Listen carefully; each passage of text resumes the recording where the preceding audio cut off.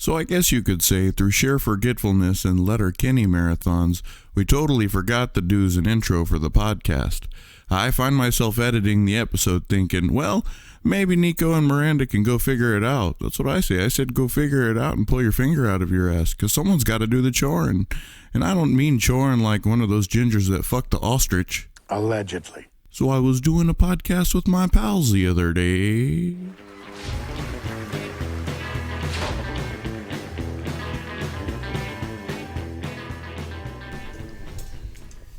All right, I'm just not going to move this around. All good? Yeah, all good. All right. Hey, man. Just like I said at my very first orgy, I'm just happy to be here, guys. So before we get into anything... That was the one with all the furries, right? It was. He went to FurryCon. I reckon we start this off with some hypotheticals. Who wants to go first? That's the question. All right, I'll do it. All right. But I'd like to start this off, okay? With not an original hypothetical and then my hypothetical. Okay, we're going to go with Classic Jeans, YMH 3 or 434 episode. Okay. Okay. Is this a Would You Rather? Would you rather? Okay. That's awesome. The only film you ever watch is Sister Act 2, Back in the Habit. Or the only song or music you can ever listen to is The Heat Is On. Every time a fucking TV comes on, it's always Sister Act 2, Back in the Habit. Now, the one that I'm more curious about is, say I'm watching the Avengers Endgame movie. Right. And you walk in and you want to watch with me, but the only thing you can see is Sister Act. So no matter what your brain sees. Yes. It changes. Right. It changes the channel for you too. But you'll have infinite anything you want to listen to. All music is available. All infinite music or infinite I mean, as much as it is now. Yeah. You know, but you're stuck with Sister Act, Back in the Habit. Or every time the radio comes on, it's always The Heat Is On. Yeah. But you can watch whatever you want. The Heat Is On. Is that how it goes? Yeah. Thank God. And if it's not, that sounds about right. Yeah, that's pretty close to accurate, I'd say. It sounds as insufferable. Yeah.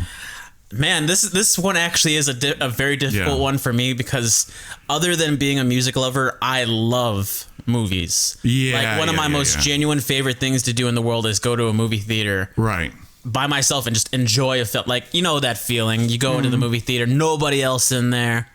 So you tell me that shit scares me. I don't know. No, I love it. It's my favorite feeling. And it's like living in a mansion, man, and you got like a 30-40 foot screen in your basement or whatever. Yeah. Home theater. I don't know, Miranda, you got to answer first. This is going to take me a second. I've got to answer first. Yeah. Rude. No, I think that Sister Act 2, Back in the Habit. I actually recently watched Sister Act, the first one, and I loved it. The first one's great, but if that's all you ever watch... Well, The Heat Is On is not by Mike Patton, so I'm going to have to go with Sister Act 2, Back in the Habit. Okay. So also, what if I looked Mike up how to Patton become a nun. had his version, and that was the only version you can hear? Then I think we all know the answer to that. Wow. That's... Whoa. I want to do an impression, but I can't, and there's too many stylings. Yeah. For some reason, I'm thinking of... what was the Epic song?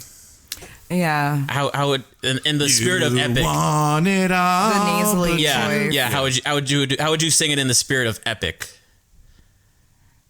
Hold on. Oh, God. If she knew The Heat Is On a little bit better. Okay. Right. Okay. The heat is on. There you go. Probably something like that he would do. He used to cover a lot of shit, though. I mean, at all kinds of shows. Yeah. So you're going with Heat Is On by Mike Patton. If it exists. And you can watch any kind of movie you want. Actually, okay, no, I'm going with Sister Act 2, Back in the Habit, until Mike Patton covers Heat Is On, and then it switches for me. Yeah. Wow, I didn't think that would ever go that way. So what's your answer, Niko? I'd have to go the other way. You have to go the other way? I need to watch a good story. I need to see a good movie.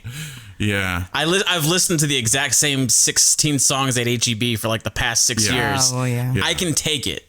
We'll see.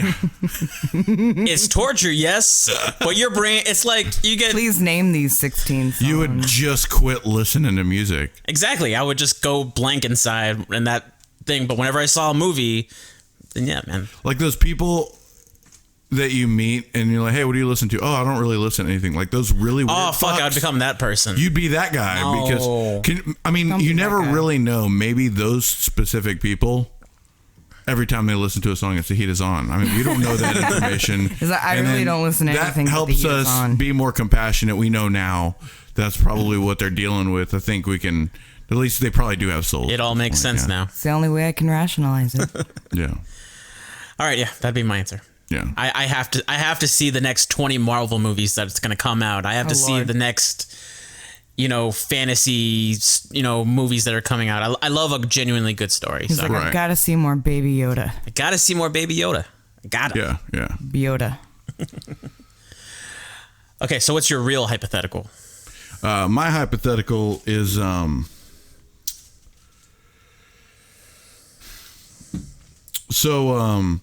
you are in this situation where you're building and designing your own bar. Walk us through what you have in your bar and how it's different from other nightclubs. We should have had some fucking time to work on this as homework. Damn. That's some bullshit. Well, I've never really ever thought I'd ever have a house that would have like a bar or like a business myself. So, what would I do? Well, see, I'm like a very introverted person, so I don't want a lot of people there. Yeah, yeah. So maybe like like a speakeasy sort of place, just enough room to walk in. You don't kind of have. There's no room for other people to come in. Just like I'm gonna have a small intimate party, like just the three of us. We're all going to the bar. We're all going to Niko's, and there's just enough room for the three of us. There's gonna be a long bar with like all the drinks lit up and everything like that. Niko sounds like a Greek place. Yeah. Well, there is Niko's, which is a Greek restaurant. Shit. Yeah. And then there's Niko's Steakhouse, which is pretty good. Yeah. They just sell Greek yogurt. Right. Yeah. Shit. Well, I mean, something that stands out more than everything else. The servers are bears. Yes. You'll be like, Mr. All kinds of bears. We don't discriminate. Mr. Bojangles, can I get another one? Rah! And then he just eats you up. You just got to make yourself look really constant tall. EMS trips to your fucking bar. Pretty much, yeah. Miranda, what would you do? They're on standby. What would I do? What would my bar be like? Yeah. Well, it's a karaoke bar. Well, you can't say bears as servers because that's already taken. So. Well, I don't even want that. Well, I don't know why the fuck not, but okay. It's a karaoke bar, obviously. Yeah. Gotta be. And it's all centered around me. Right. And nobody else can sing karaoke but me. That's it. All right, works. John, what would you do?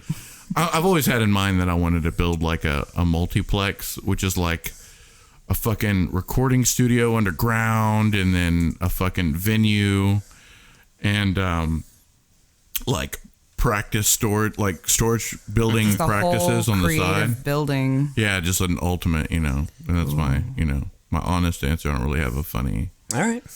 Mine was honest shit. What, you don't think mine was honest? What the fuck? Bears. It's nothing but bears. Just bears. All right. Is it all right if I go next? Mm-hmm. All right. Okay. In the spirit of what happens in the movie Back to the Future. You've seen Back to the Future? You know the idea? Sure. Back to the Future. Michael J. Fox goes and fucks his mom and then comes back. Okay. In the spirit of what happens in the movie Back to the Future, when Michael J. Fox performed Johnny B. Good song, Chuck Berry, Johnny B. Good in front of an audience who had never heard of Chuck Berry. You're transported back in time and you wind up at a big dance party. You find out that the band that was supposed to play lost their lead singer due to a freak accident involving an escaped gorilla. They know, despite the fact that he was brutally raped and killed, they would still want them to perform without him. After snooping in on the band, I lost my spot. I need glasses, guys. I'm getting old. After snooping in on the band, talking about what they should do next, you offer your talents as a vocalist and even suggest a song that secretly you know from the future, but they've never heard before. What song would you choose to perform? Keep in mind, this is like the 50s or 60s. Right. I've seen a movie where this is a situation happened like this. Is it called Back to the Future? Or is it Hot Tub Time Machine? Right. I don't remember what it was, but I know that the guy played Time of Your Life from Green Day. Oh. Nice. And like it was a big hit. I think he does it in Hot Tub Time Machine. Didn't they do a whole ass movie about did. this guy doing Beatles? Oh, yeah, yesterday. Oh, yeah. I haven't seen it yet, but I think it looks pretty good. Yeah. I would watch it. Hot Tub Time Machine was the fucking Fergie song. Let's get retired. Well, it's Black Eyed Peas, but yeah, same for thing. reason. The chick that peed herself, right? Yeah. Yeah. She sure did. What song would you take back to the 60s to introduce to a whole generation and just blow their mind? Would this be something that I'd do with the whole band or just myself? Yeah. You have to be like, okay, so it's going to be in the key of F and, come in during this point. Like, you would explain it to them as best you could. Okay. And then they would play it behind you. Yeah. That's a really good question. You're welcome. Do you have one, Miranda? Do you have a really good question? Yeah, do you have a good answer for this Do you have a question? good answer?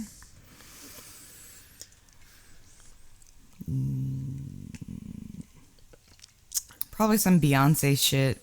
Really? I mean, she's Queen Bee. She really is Queen Bee. Get the jump on that. What song by Beyonce? Oh, fucking, I don't know. I shouldn't say that because I don't know any Beyonce. I mean, I know some Beyonce, but I don't really. I'm a survivor. Oh, that's specifically Destiny's Child. I know. Yeah, but, I don't know. Partition. No. Drunken Love. I don't know. Drunken Love's good.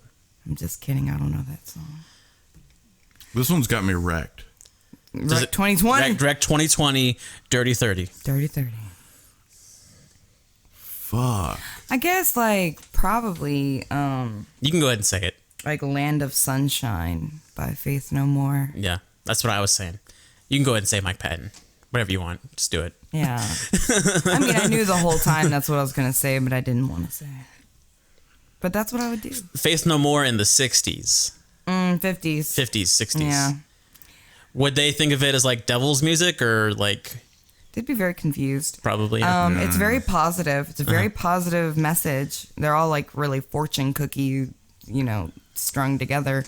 I think it would get them hyped up, a little scared during the maniacal. Would it make the squares scared and all of the The squares would be into it. would they? Yeah. They'd be like, you know what? Fuck yeah. I would have to say probably something from Mustard Pimp. Okay. Lord.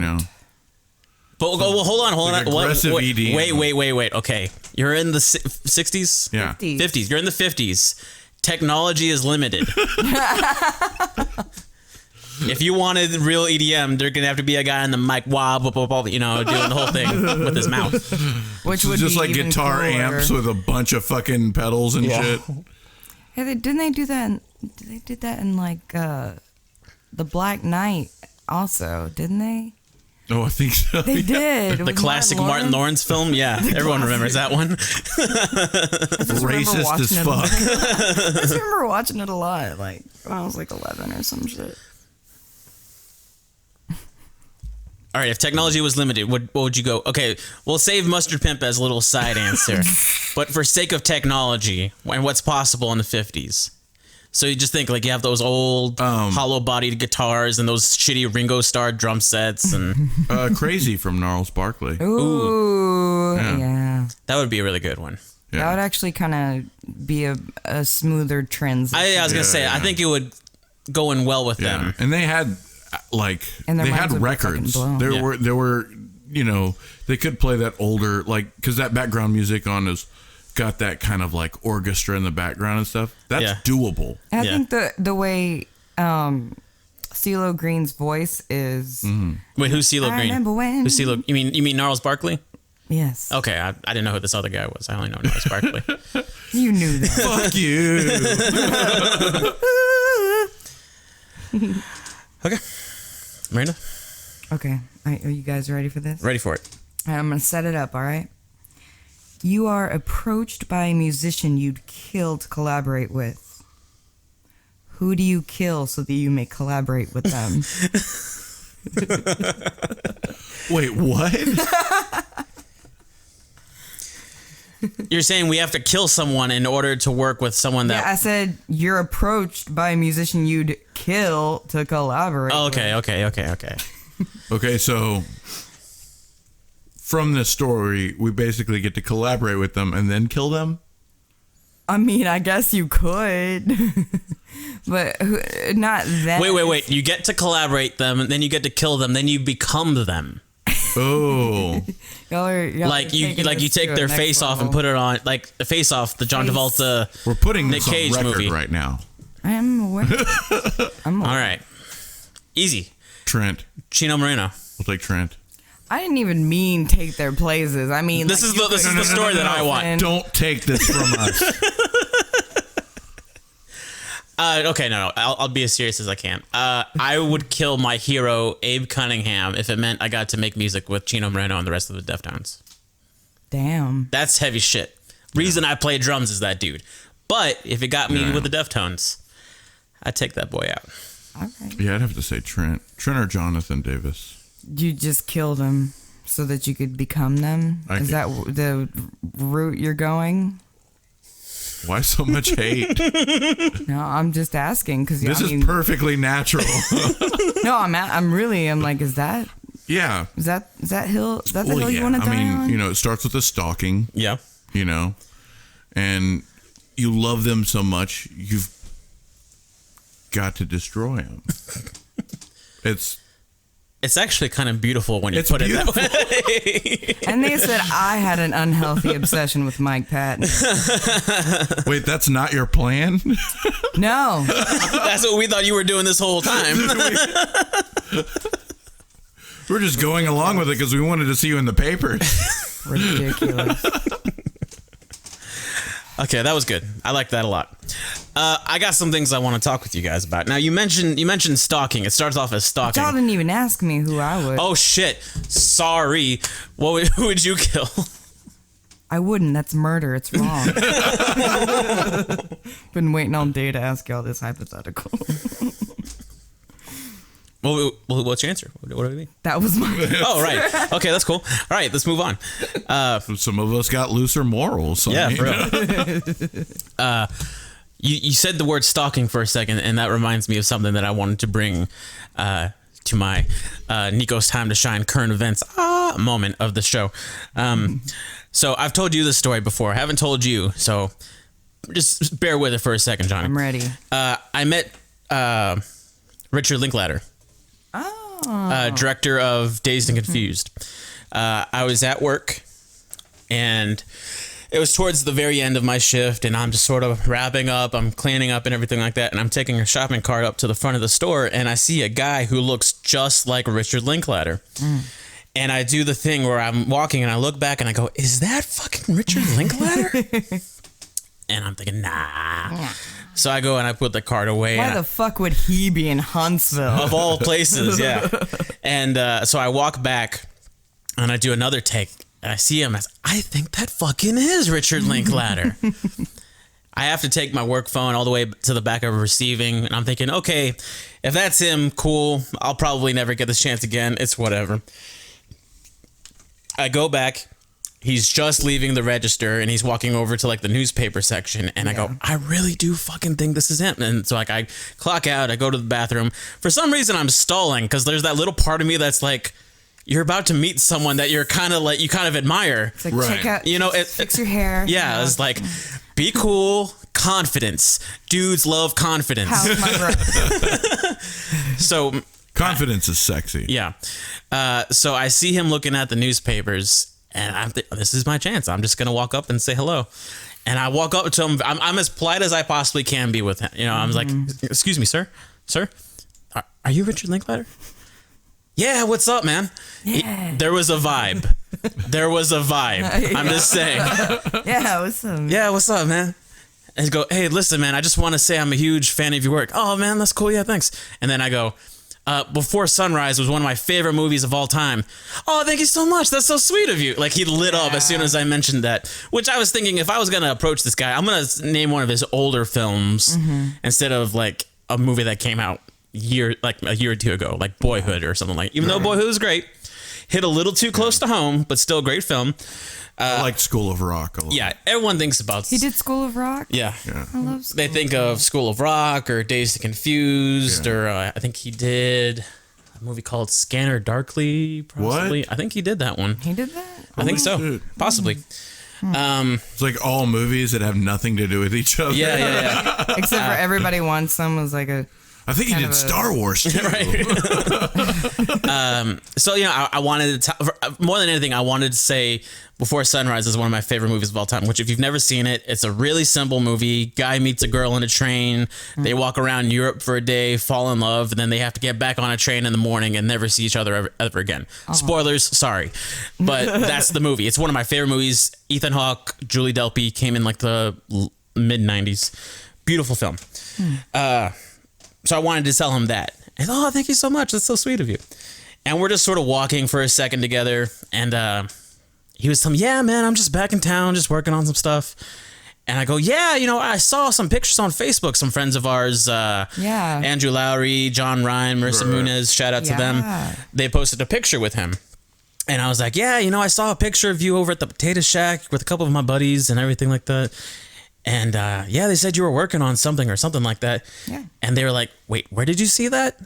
And as soon as he said that, I was like, oh, fuck, I said something I wasn't supposed to say. I wasn't supposed to know that he was in town working on something. They all put it on Facebook. Yeah. So it's like. But he was completely oblivious to it.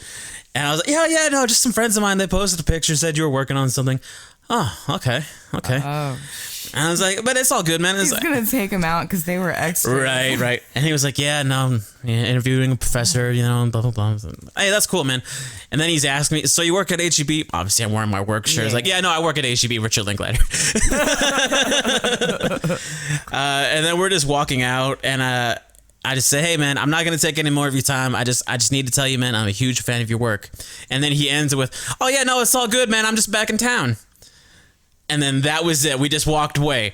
He said it in the way of like, yeah, man, I'll just catch up with you later, man. Like, it's all good. Yeah, I'm in town for a little bit. If you Just hit me up later if you want to talk some more. Let's go. But don't ever tell anybody that you saw me. And if you tell anyone that Bush is there, I will find you and I will kill you. All right. Easy there. But no, that's generally how I am with like famous people, I guess. Like I'm the way with them that I'm with normal people is like, I don't want to bother you. Yeah. I just want to give you all this unconditional love that I have for you. But I know you're way more important. You're way more important than me. I don't even stand anywhere close to you, but I just want to tell you, like, I fucking admire your work. But I know that I'm nothing to you. I want to wear your skin, but I don't want to bug you. Yeah, exactly. So anytime I've ever met a musician, that's the exact. Listen, man, I don't want to bother you, but that's the first thing that I always say. But I'm gonna bother you for like 2 minutes. Yeah. Well, it's like Chris D'Elia has that thing on his. He's got like a phone number you can message him. Yeah. It's like I don't know if he actually gets it or not. I mean, it's just text messages. Does. But I think what the deal is there's nothing important to message him. Yeah, that's what I realized with Doja Cat. Because Doja Cat has the same shit. It's like, what am I going to say that's worth any value of his time? Yeah. That he hasn't fucking heard a billion times. It's not because he's better than you. It's because y'all don't know each other. Exactly. Yeah. So that's why at least I always try just to leave with, I admire this piece of work that you did, and that's all. Yeah. That's all. And I would much rather do that than do a selfie or a video. Yeah. I could have easily taken a picture with him. Most of my interactions with celebrities have either been online, like on Twitter, Instagram, stuff like that, or it was set up to be like a meet and greet kind of thing. Like Ozzy, it was the book signing at Hastings and Conroe. Yeah. Right. That was fucking wild. I was like, it's so nice to meet you, Mr. Osborne. And he looked up and he goes, hello. Hello, Governor. It was cool, man. And then like I met Zoe Bell, who's a stunt woman for, you know, like Quentin Tarantino films and other stuff. You know, she was a stunt woman for Uma Thurman in Kill Bill. Nice. And of course, she played herself in Death Proof, and that was really cool meeting her. That was like at a screening. Yeah. Of I always wanted to go to one of those. Yeah. Yeah. And then like Tommy Wiseau, you know. Yeah. Christina Scabbia. What was it like meeting her? It was amazing, but okay.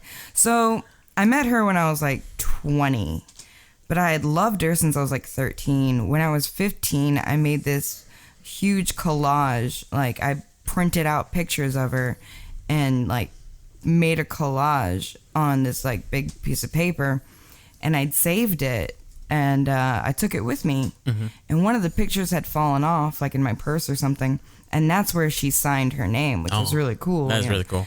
But she asked me what my name was, and I was like, Miranda. And like that's a name that's like used in romantic languages, right?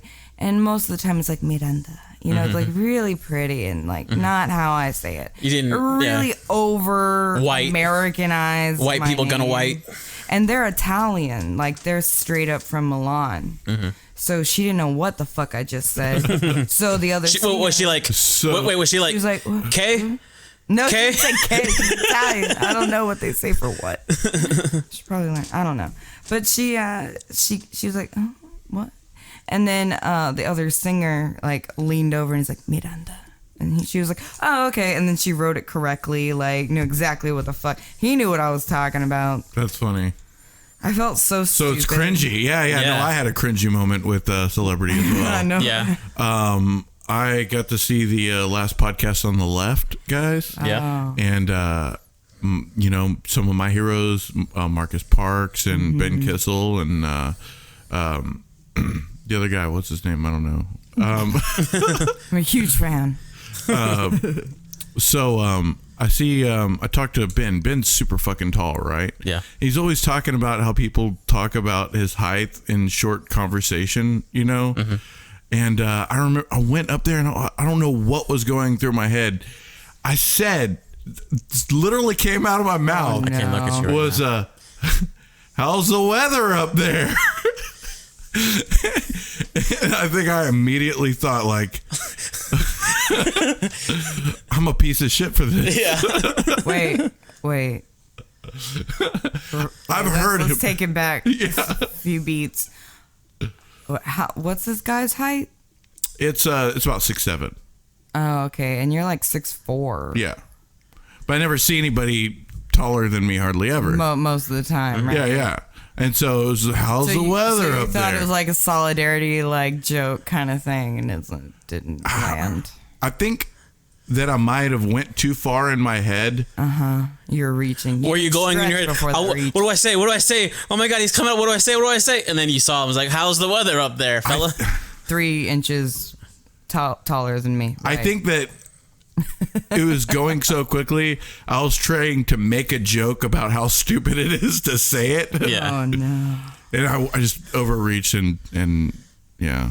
It's Very embarrassing. I was gonna go for a picture and then I was don't like, know no, if I'll it's just kill as myself. bad. No, that's pretty bad. I don't know Miranda. if it's as bad. That's pretty bad. As the Dax Riggs weirdness. Oh yeah, that was weird. Yeah.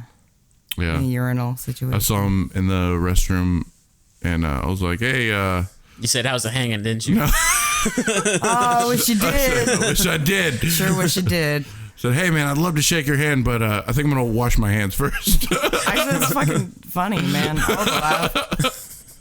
Been like, you're. I appreciate the work you do. Yeah. How's it hanging? I love your work. Can I shake your hand? All right. Anyways, something else I wanted to talk with you guys about. We're kind of talk about musicians. It's been recently announced that fucking Motley Crue, Def Leppard, Poison, and Joan Jett are going on tour together. I did not know about Joan Jett. Now, I'm all right. no, hold on a second. the thing that I want to talk about, and maybe we can connect on this second, because we both seen the movie The Wrestler, right? Okay. There was a moment in The Wrestler where Randy the Ram is like doing up his hair to look young again. There's this vanity that comes out in professional wrestling. Like, you're walking around with your shirt off. You have to look the sexiest you possibly can. Right. Despite the fact that you're 65 years old. Yeah. These guys are pushing like 70. They should have died a long time ago. What's his name? Mick from Motley Crue. He literally looks like a walking, talking skeleton. Oh, yeah. But he still squeals like a motherfucker on Still that wears guitar. the eyeliner. Yeah. That's the part that grosses me Lead out. singer got fat. He got fat. Tommy Lee finally got unsexy. Like, he looks terrible. Like, he has this ugly goatee. He's aged terrible. Nikki Sixx looks okay. But So I didn't know Tommy Lee was ever sexy. I just knew he could like drive a boat with his junk. I really, I'm the least attracted to the aging rock star look, especially if it was glam, like a glam rock. Especially Like David fucking Bowie Steven knew how to Tyler. age. he aged like a fine He wine. knew what the fuck he was doing with his aesthetic. I don't know. at These all guys are... times. He knows what the fuck he's doing. Yeah. But I saw this, and at first off, I was remembering how Motley Crue did the thing where, like, the final show, the final tour. Yeah. And they had the huge show. They had the big stage. Tommy Lee had his roller coaster drum set solo thing. Yeah. It was a big thing for rock and roll. Yeah, One of the biggest metal bands in the world are finally calling it quits. Even though they disbanded earlier and sued each other and they were never gonna play again, they got back together then. Now we're back together again and we're gonna finish. This whole thing. Yeah. Now they're back. Right. And then Poison and Def Leppard and Joan Jett, like, Yeah. I mean, there's an audience that's perfect Oh, for. yeah, boomers. Yeah. pretty much, yeah. I have so many cousins in my family, particularly the white people in my family, that love this shit. Yeah. Like, they are so they're gonna get their tickets early, just to see this shit. There's a lot of fucking like hair metal old dudes. Yeah. Like a lot. Like most of the people I fucking work with at my job, fucking truckers, Yeah. love Poison and shit like that. And it's gay as fuck. Yeah. It's very annoying because they It's like they're all like, they're like equating those a things. lot of the now. guys at work are kind of homophobic, Oh, but they love- like the gayest shit. that's the best part of it all. I don't know. I just can't stand the thought of like these old dudes. But I think what annoys me the most is just knowing that there's that level of vanity in them, that they have to do themselves up so they look how they did in the 80s. Yeah. They have to really squeeze don't. into that shirt and those tight pants just to give their fans what they want and just sell themselves to this idea. If you were talented enough, you wouldn't have to fucking do that. And see, like technical bands of today don't do anything. No. Wear oversized T-shirts and shit. Yeah. Like- We're musicians. We make music. exactly. Yeah. Yeah. There's nothing wrong with like having an aesthetic, but like, I agree. Yeah. but talent should always beat aesthetic. Yeah. Just skill and just what you put out there, the content. Very true. I don't. Unless that's, If you unless can you're do in it- fashion, then I mean, If you can do it purely through the music, then fucking good on you. Yeah. You know. But this was in a time where the 80s was all about coolness and how Right. you look and how you act and the vibe that you create. Yeah. So like Devo. talk about a bunch of fucking dorks. they were revolutionary. Well, I mean, even the Cars. Yeah. Like the Cars were nerdy as shit. Yeah. Oh yeah. Yet they fucking ruled the 80s. They sure did. They kind of changed the game for a second. Not that I know anything about the fucking 80s. I was born in 91. You missed out. Yeah. He had 1 month. I had 1 month of 89. Still an 89 kid. All right, so switching over to something a little different. Last time we did one of these, I talked a lot about some movies that I really like, and I've made a transition over to television. I don't really watch TV. Yeah. I can almost say that I hate television. I think I hate the comedies with the fake laughter, like Big Bang Theory or whatever. Oh yeah. Sitcom. Yeah, sitcoms. Most people do. Yeah. Canned laughter is fucking annoying. I just hate I hate how Studio audience. Yeah, no. Yeah. I hate having that friend that's like, oh, you should watch this show. It's hilarious. And then Big Bang Theory. And then you watch it with them and they're laughing hysterically and you're just like, it's hard to be them what? though, because it's like, have you ever shown something to someone that you were really it's the worst excited feeling about? ever in the world. And then you're like, yeah. You just got this big grin on your face, waiting for them to like, the other really person doesn't get it. And they're like, we've all been there. We've been on both sides. 100%. Shit sucks. Yeah. I hate that feeling. I always think my mom's gonna like a song, and then she's like, "What the fuck is this?" I'm like, whenever I show her one of my songs, she does this fake dance thing where she snaps her fingers. "Oh no, Mom!" Yeah, she's like, and she'll nod her head. You know, it's like, no, listen to it. It's not one of those. It's not dance It's not music. a groove song, Mom. Just Yeah, this is deep. take it in. You know.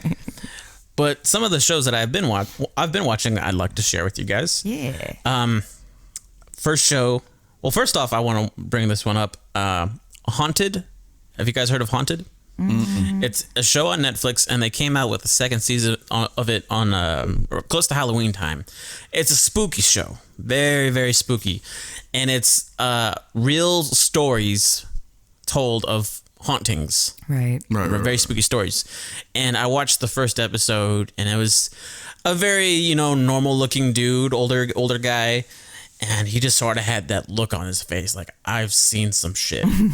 And he has his whole family with him, and he's like, I need to tell you something that I've never told anybody before. And he tells the story how he's been haunted by this woman in a white dress ever since he was a kid, right? And he just goes really in detail with the paralyzing feeling that he felt, and how he couldn't sleep and everything like that. And you could tell it's really affecting him because he's like starting to cry in like the middle of the story. And like any like sort of like thought of like, okay, this is all bullshit. It's like, this feels real. Yeah. This feels really real. He's definitely experiencing something. Yeah. And it's making him suffer. And he was telling these stories about how he got in these like near-death accidents, and then the ghost would disappear. And then he was like, the ghost wanted me to die or something like that. Lord. And then he had like a heat stroke or something like that, and his heart stopped for a little bit, and then she was gone. She left for good. Yeah. Until she showed back up. And he was like, she really gone? And he was like, this was like a week ago that she showed up. So he was like, he's still experiencing. Back up. Yeah. And Right. they kind of do the Hollywood thing of like recreating what he's trying to explain. Reenactment. And like that's okay, but like the real terror and horror is like the wide eyes and the tears and watching his family, his wife, his children, everybody like, oh my God, like you've been experiencing this and you've never told us? Like, holy fuck. So they have secondhand trauma. Yeah, exactly. We're all fucked now. I mean, once you tell somebody, like now they're gonna get haunted. Right. Some crazy stuff. But I watched that and that was very entertaining. I don't go for spooky stuff. I know you're more into the scarier sort of stuff. Yeah. But I mean, a lot of phenomena, not so much. I like more like realistic. yeah. Mud. Another show that I've been watching that I really enjoyed, The Mandalorian with Baby Yoda. Yeah. Disney Plus came out with their streaming service, which has been dominating the world. But you know what they need to do is add some more fucking servers so that Disney Plus doesn't keep fucking crashing. It really just did it that one day, I think. No, it's still doing it for me. Doing it? Yeah. Rude. But Mandalorian is fucking great. It's a continuation of the Star Wars saga. It follows this bounty hunter. I don't know how much you guys go deep into the Star Wars thing. I've always loved Star Wars as a kid. That's cool. That's totally fine. No judgment here. I'm wanting to start it. You can totally watch it and enjoy it, not having seen anything. Okay. Well, because me and Brent talked Like about a separate watching story. Yeah, it is, but it's one of those things like all you need to know is it happens after like episode 3 and before episode 4. Okay. And Yoda is a thing, and there's something else going on. Well, I'll watch it for Baby Yoda. So is Yoda the one guy, or is it the race? Or Yoda is the name of the guy. They have never named the race of Yoda. So the baby Yoda doesn't really have a name yet. No, they just call him Baby Yoda because he's So just a baby. we call He's just a wee little baby. Doesn't That's have a what name. we as consumers Society. Yeah. call him. Yeah. But in the story, there's been no name. There's no Like name. this little, like, Yeah. mogwai. Okay. Little green mogwai.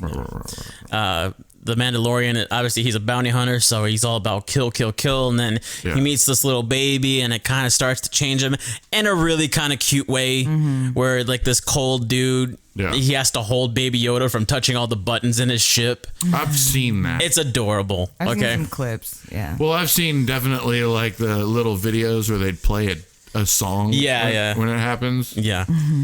No, all he does in the show is he flips a switch and the ship's oh fuck, and like it starts like malfunctioning or whatever, so he has to hold the baby. Yeah.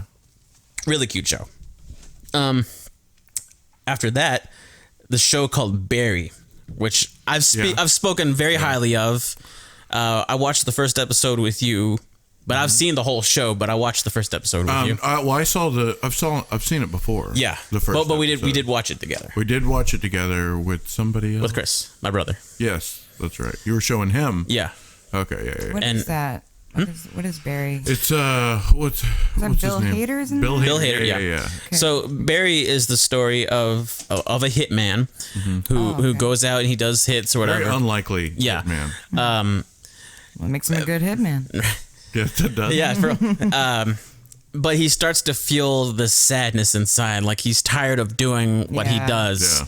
And his mentor, Fuchs, he's like, "Listen, man, you're starting to look like the old depressed Barry. What we need to do is we need to go to Los Angeles. We have a job with the Chechen mob. Go out there, get some sun, blah blah blah. It'll bring the old you back, or get rid of the old you and bring the you back to you." So he goes out there and he's doing a job finding this guy, and he follows him into a classroom, an acting classroom, and he sees these people doing their monologues, and the acting teacher is Henry Winkler, the Fonz, Yeah. the sweetest old man in the world. Right. And Which is still fucking great. yeah.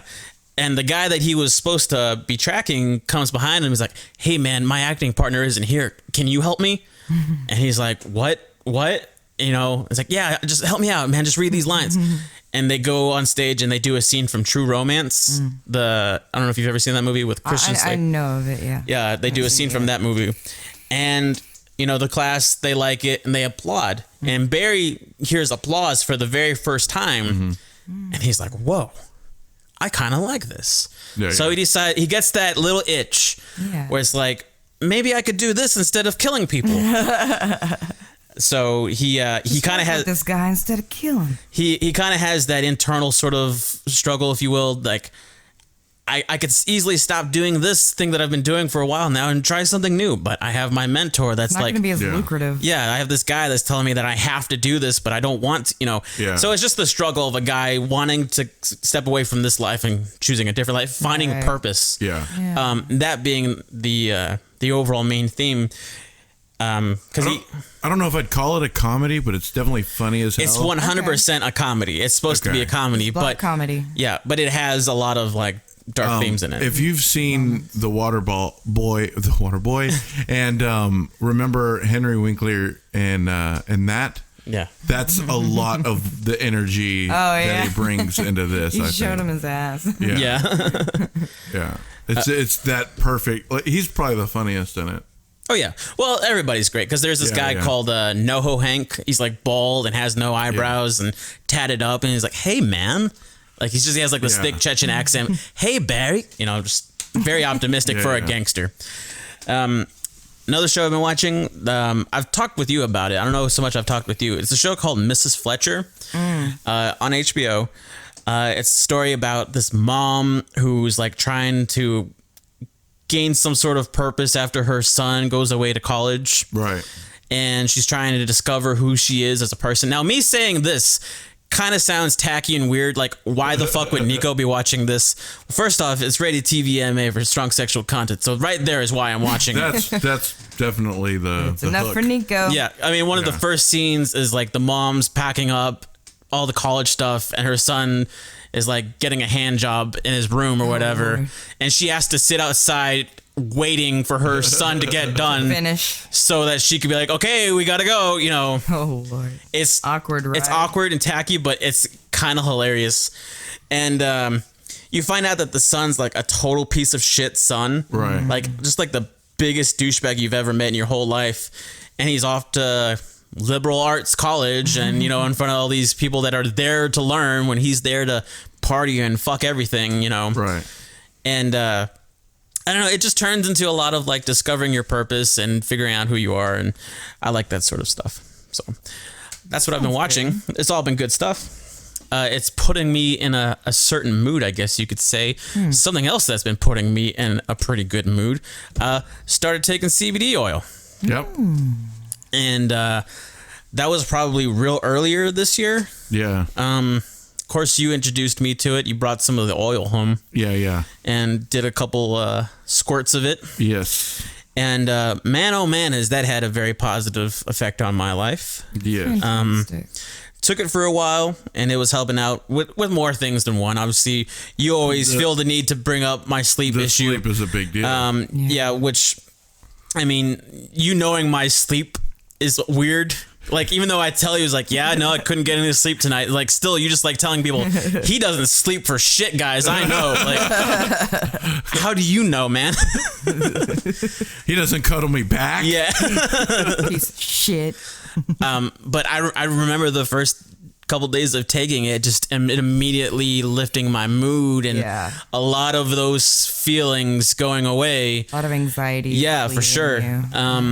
So then, yeah, like I started buying it myself, which that took some courage, because I don't know, there's always that thing of walking into the place and Yeah. like, I'm here for CBD oil, sir. Like, Yeah. I don't know. What yeah, I'm and here to get my fix. yeah, exactly. I need my fix, man. Scratching your neck. Which the first place that I went to Alpha Vapes. Yeah. Shout out to those guys. Dude just gave me like 100 milligrams for free. Oh shit. Yeah. Or 1,000 or whatever. It was measurement. 100. Yeah. A big amount for free. And I was like, with my wallet in hand, and it's like, no, I'll pay you. Nah, man, just take it. So that was really cool. He wants you to feel good. As soon as you walk out, thief! Yeah. Thief! Oh, he's stealing. Stealing. So I just did that for a while. Then a miracle came into my life in the name of Bowie, the Wonder Dog, my dog that I love very much. So she kind of filled a void for a little while. As far as the whole anxiety thing goes, she gave me some, but she took away a lot. Fucking chewing up my damn shoes all the time. Damn. Love that dog so much. Then obviously we moved, and we couldn't bring her along. Sad story. Then the John man, he introduced me to these pre-rolled blunts with CBD oil in it. CBD. Pre-rolled CB-doobies? joints. Yes. CB doobies. Yeah. CB-doobies. And that was actually the funniest moment in a long time, because he mentioned it, and I asked him if he still had any, because I needed some, because shit was going crazy. And he had like maybe 2 or 3 hits worth left on the thing. He gives it to me, and I take a hit, and it smells and tastes exactly like weed. Yeah. And there's that meme of that one guy that's like, you know, he gives that face like, you could have just asked me, man. I would have just smoked weed with you, dude. But then no, later that night, I got the best sleep of forever, and then a lot of anxieties went away. Then I'm going up to the store and it's like getting 2 of those things, Right. talking to him about the edible gummies and lip balms and bath bombs and all that shit. I have a CBD lip balm. It just kind of numbs my mouth a little bit. Yeah. Yeah. I've never been sure about that stuff, like the other ways of taking it in. Yeah. Though I do want to try the. I definitely want to edibles. try like a strong like muscle lotion. Yeah. Yeah. You know, that would Very be awesome. topical. I had some ointment. free samples that I got whenever I went to the mall, Yeah. That's cool. and I didn't really feel kiosks anything in good the out of middle. it, but I think that if there was a stronger one, it would probably. Yeah. I'm definitely Relax some in aching to get like the strongest and the heaviest duty. Like I want to go out like Joey Diaz with his Stars of Death, man. Like, you think they have Stars of Death CBD? I want there to be Stars of Death with CBD. That'd be great. Miranda's got this face. She has no idea what the Stars of Death are. I'm confused. It's edibles with like, how much THC would you say is in it? Like thousands of milligrams. Yeah. I'm down. And he eats like they're popcorn pretty much. Yeah. And like he tells stories like so and so just took a bite off of the end of one of the stars and like tripping balls. Like I ate 2 or 3 of them at a day, you know. Most of them use like 10 milligrams. Yeah. And he's like at the 2,000. Yeah. He's That's what I want to do. Because at this, because if we're getting wrecked 2020 Dirty 30, I'm saying let's just fucking get wrecked. Fuck it. Dude, yeah. Fuck it. That's all I'm saying. But anyways, definitely nothing to say fuck it to is, hey guys, we're back. It's great to be here with you guys. Oh yeah. Was all that our intro? It was. We're on number 2. Like 2 hours in. But no, I do want to say that it's great to be doing this again with you guys. It feels like forever, but it was only like 10 months ago that we last did this. No way. I've been telling people we haven't recorded in 2 years. Feels like it. No, it was January 2019 that we last did our show. But no, Get it together. Fucking embarrassing. I actually am very happy to be doing this. It used to be weekly, then it was bi-weekly, and now it's once a fucking year. But hey, that's okay for us, man. That's okay. We have It's like real talk? There's no pressures of what we're doing. We're just doing this to have fun, which is why we should be doing it to begin with. Yeah, bitch. Yeah. It's our first time at this house. Yes, we are at our new Breaking it in. new estate, studio number 2, if you will, aka your room. Shitty one. Yeah. I think that we might want to change location. We went from the kitchen to your bedroom. Yeah. From the kitchen. That's usually how orgies start. Yeah, exactly. Like, to the bedroom. Start in the kitchen. yeah. Gross. I mean, yeah. What's it feel like to you to be doing that? Like, what's your emotions about doing? Like, what were you thinking of the whole day? Because I was definitely excited, and it was weird for me to go back into my brain and talk to myself. Yeah. In that way, because before every show that we would used to do, I'd always have conversations like, how would I respond to something you would say, or what path? Like I have like 3,000 paths in my brain of like where to go in a situation, you know. And I'm trying to do this while stocking bread and shit like that. I kind of look crazy. My mouth starts to move silently, like when you talk to yourself. So I was definitely starting to do that again. Yeah. What about you? Yeah, I mean, I don't think I was any more excited about it today than I have been for the last few days. You know what I mean? It's just kind of been building and building, but consistently, which means the opposite of building. Yeah. And, but I don't I still don't even feel like we're doing it right now. I just feel like it's a conversation. Yeah, man. A lot of it having to do with I haven't mixed the levels properly. Right. So, your brain is somewhere else, man. You gotta I'm be like all you gotta in be sound here in the right now. moment, man. Yeah. Doesn't feel quite right. Miranda, Yeah, what are your feelings everything. about being back? Fucking hate this town. I'm so fucking mad I'm here. I'm just kidding. I'm kidding. No, it's cool, man. I was excited. Today was a little different because I didn't have any coffee. I was feeling a little logy and like, meh. Could have asked we have coffee. Oh, that's fine. I'm all right. It's like double caffeine. Drinking bourbon, just making Starbucks. myself sleepier. I was telling her about this the super coffee that I drink. Yeah. But that Keto. keto friendly with the MCT oils, 200 grams of caffeine, 2 big old cups of CBD coffee. oils. Does it have those lion's mane mushrooms? No, I don't think it has any of those. It has monk fruit in it for sweetener. Yeah. That's good. So it's got a very interesting taste. I don't know how that would taste in coffee, but that sounds pretty interesting. Hey, it's pretty good. I enjoy it.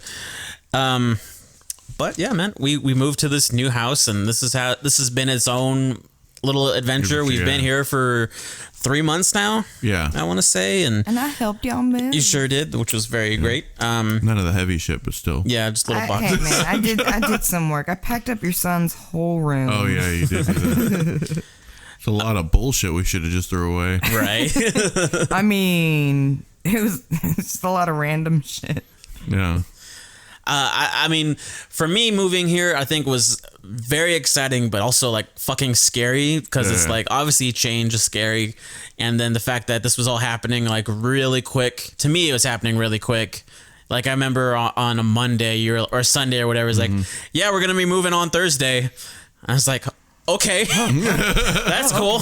All right. Thank God I'm off on Friday. Did I forget to tell you that? Probably, yeah. Yeah, we're moving on Thursday. just FYI. I thought I told you that. We're moving. We're going to be changing. But if you hadn't known, well, now you know now. So You know now. Just going to be changing your whole life on Thursday.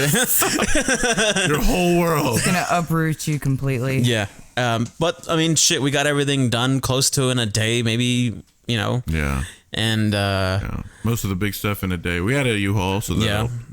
And then got some fancy new furnitures and definitely settling in and making ourselves comfortable, which even though it's still a little etchy with current situation, won't go into that with the show, you know. Yeah. But it's been fun, man. I'm glad we did this. I'm glad we made the move. Yeah, and the neighborhood's really nice. Heck yeah. Got a couple of huge whiffs of that dank shit next door for a good while. Yeah, whenever we first walked, first got here, it was like, we know exactly what's going on next door. Like, which house is that? No, they're gone now. They already left. Okay. But you'd walk in, it's like either somebody's partying or somebody hasn't done their laundry yet, man. Yeah. But bathing in skunk juice, right? Yeah. Other than that, man, I'm just wondering, what you jamming? What you jamming? Oh shit. So I have several things that I've been jamming. What are you jamming, Niko? I got a couple things. Several couple. Like 4. Only wrote down 2 things, so. All right, I'll go and go into it. The first song I've been listening to is actually one of the most recent things that I've been listening to. Is this band called Trash Boat. Weird name, I know. I'm sorry. They have a song called Old Soul. And literally right now, as I'm saying this out loud, I don't remember how I discovered them. Huh. Yeah. I can't remember for the life of me. But this song is on my Spotify somehow. And you're like, and I fucking love it. I remember now. Okay, sorry about that.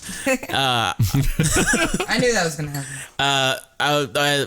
I follow this thing on Instagram. I follow a bunch of drum pages on Instagram. Sure. Yeah. And one of them was like showcasing the drummer of this band.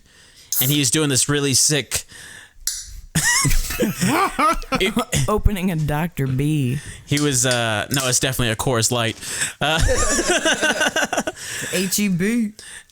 He was doing some really cool drums on a song. You couldn't hear the rest of the band, but you just heard the drums. I was like, I really feel this. I really dig this. I want to hear the rest of the song. Right. So I looked him up and found the song, and I fell in love with the song.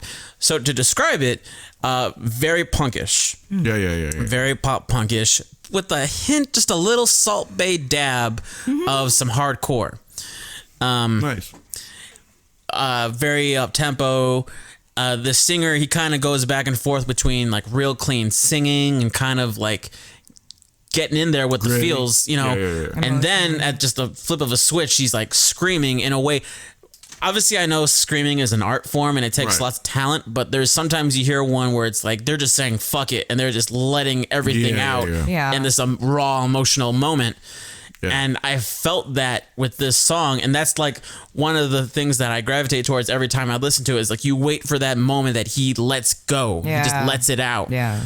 And that's always been a very awesome point. So when you show people, you're like, wait. Ah, there it is. That's it. That's the moment. That's good shit. I definitely don't do that. If I was that person, I would hate myself way more than I already do.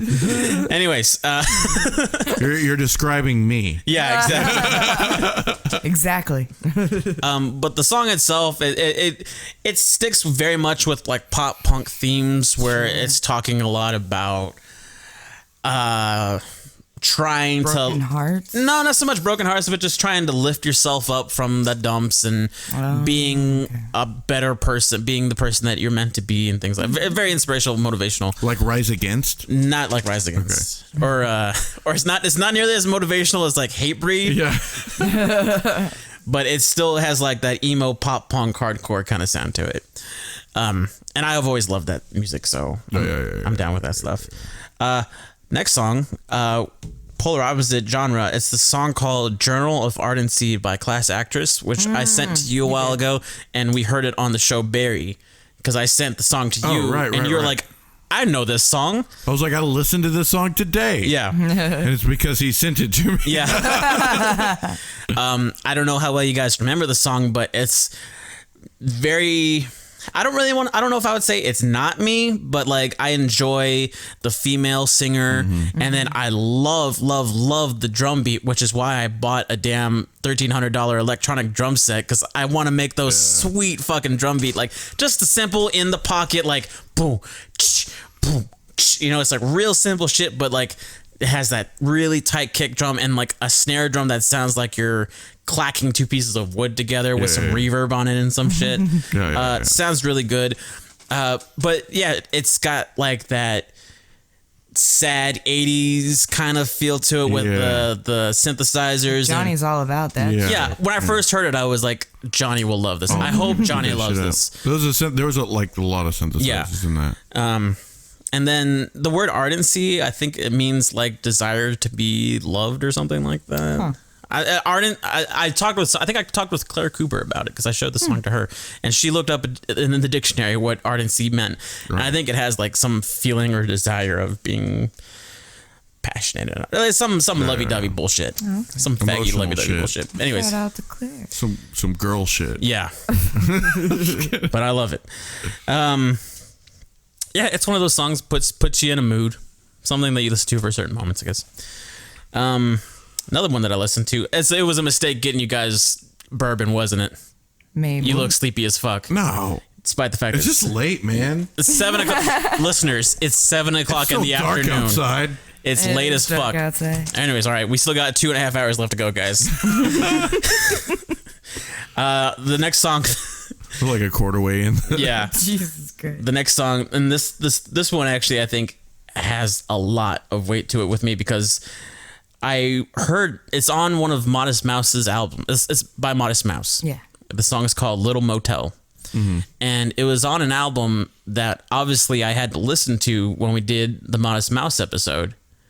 But for some reason, it just completely was erased from my memory. Yeah. And I was having one of those days where I wanted just something really simple and comforting to listen to. So I put it on a Modest Mouse radio on Spotify, which anyone who knows anything about Modest Mouse is like, they have some pretty out there weird stuff. Yeah. But whenever they tone it down a whole hell of a lot, they have some really relaxing tunes. Oh, for sure. That's beach music. Every time I go to the beach, I just put it on a playlist of Modest Mouse. World at Large is probably one of the easiest songs I can listen to, despite the fact that it's sad as fuck and tells the story of my life. Oh, yeah. It's like one of the best songs to listen to. But Little Motel, I heard because of that. It was on the radio station, Spotify radio. And it has just like these really beautiful guitar tones. Very swaying, just like very, very minimal. But then they start playing those chords that's a fucking Modest Mouse song. They start doing the things that you recognize from the band. Right. And I was listening to the song, and those moments where you just put those headphones on and you just daydream about just whatever. I was like transported into like a whole nother reality of when I was living in Sheboygan, Wisconsin. I'm an adult now, and like I'm riding my bike down North 8th Street, and I'm meeting up with my friend Mac, who passed away a couple years ago, and we're riding our bikes in the middle of the street like we used to when we were kids. Right. And I'm going to my middle school that was like 3 stories tall and just being embraced by all its enormity. I'm going back to my old house and how beautiful the trees would dangle by the windows. I'm going to all these places in my brain while listening to this song. Yeah. And it was just an incredible moment. And it was every time I need to go away for a little while, I'll put that song on. I definitely recommend you guys listen to it. And the last one. Yeah, you sent it to me. It's good.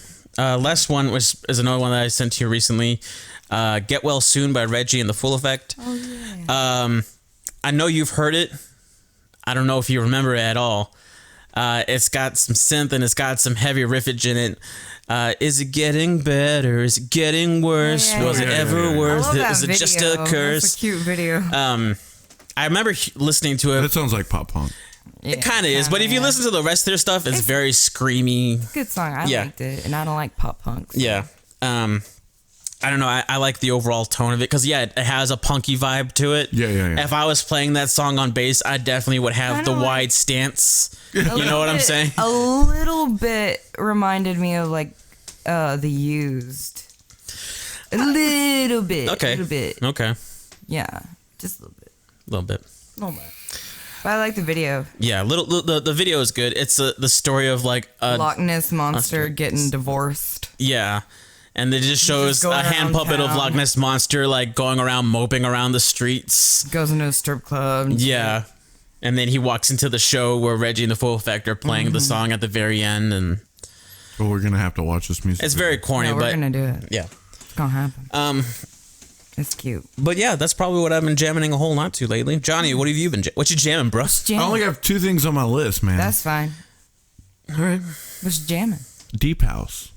Deep House. Yeah, I've been putting it on Spotify, just their playlist. What they did. Just to kind of open up my spectrum of music, because I'm listening to a lot of music right now, you know, with the DJing. And the one thing that I'm really getting in the vibe of is Deep House, because it's weird, because it's like super fucking relaxing, but the drums and stuff in it, the percussion, is so quick that it actually gives me energy, and it just kind of like it sounds like a clean palette. You know what I mean? It's just fucking so smooth. The professional sounds, so clear, so much energy, but it's all electronic. You know? I think I've definitely started to open up a lot more. I mean, obviously, I think you showed me like stuff like Purity Ring, and other things with female vocals, but like has an electronic kind of vibe to it. But I think now, ever since I heard that Journal of Ardency song, that's in that Purity Ring vibe, or like fucking the knife, you know? Yeah. But like Deep House, like I like Bass House a lot, which is more aggressive. It's almost like the dubstep stuff, but with an actual melody. Yeah. But Deep House is like more of like 808 bass kicks constantly, like do do do do, you know, along with like a electronic, beautiful Melody. Repeating riffs, a little bit of stuff that I've been working on. But so I've been listening to a lot of Deep House whenever I'm not trying to think about what I'm listening to. Oh, okay. It's definitely it's trance. Got it. But for whatever reason, I've listened so much to this one band in my life. I've had an album of them, and I've liked them generally forever, since the song No One Knows. Queens of the Stone Age. Yeah. Oh yeah. For whatever reason, where I'm at right now at the age of 32, it's hitting me. Every fucking Hits song I listen different. to them, it hits differently. I think I would have to say it probably started with the Joe Rogan interview with Josh Homme. I still need to watch that. Oh, it's great. Is it Homie or Homie? Because I like Homie, but I'm afraid that it might be Homie. You're gonna have to listen to that interview, man. Okay. I feel like he said homie, and so that's why I'm using homie. Oh, okay. But I would just generally have said home and expected. Oh yeah. You know what I mean? I would have said Hom. Hum. Josh Hom. Like So weird. homonym. But Queens of the Stone Age, yeah. for whatever reason, they've got some fucking killer tracks that I just really love, that I've listened to before, but like I've always loved Go With The Flow. You know they've released a lot of stuff with Ipecac Recordings, Mike Patton. I think you've told me that. I think you've told me everything about Mike Patton. I'm about to tell you some more. But there's a lot of something about the truth and a lie or something like that. Whatever song that is, it's fucking good. And Make It With You, that one's fucking solid. Yeah. Check it out. And I heard that one the other day. You got, Maybe I don't know who had it on, but the TV was playing music Yeah. in the living room. Oh no, you showed it to me. Christy's loving it. Yeah. You showed it to me. Yeah. Yeah. What I want to say about Queens of Stone Age is obviously we listened to it a lot in our teenage days. Yeah. Songs for the Deaf. Yeah. I remember you would hand me the aux cord and I'd put it in my iPod and I would play that and there would be that, ooh, yeah, like just sort of like the exciting like feeling. I know what it was, but I've like neglected to listen to it for a while. Yeah. And so whenever like The Sky is Falling. Oh, yeah. Yeah. So many fucking good bangers on that album. But what I like a lot about Queen of the Stone Age nowadays is that you're talking about how it's, you know, more in your life now. Them as a band, they went from like that garage punky, like they had a bass player who always was screaming. Yeah. I forget his name, but he was the original bass player. He'd always scream.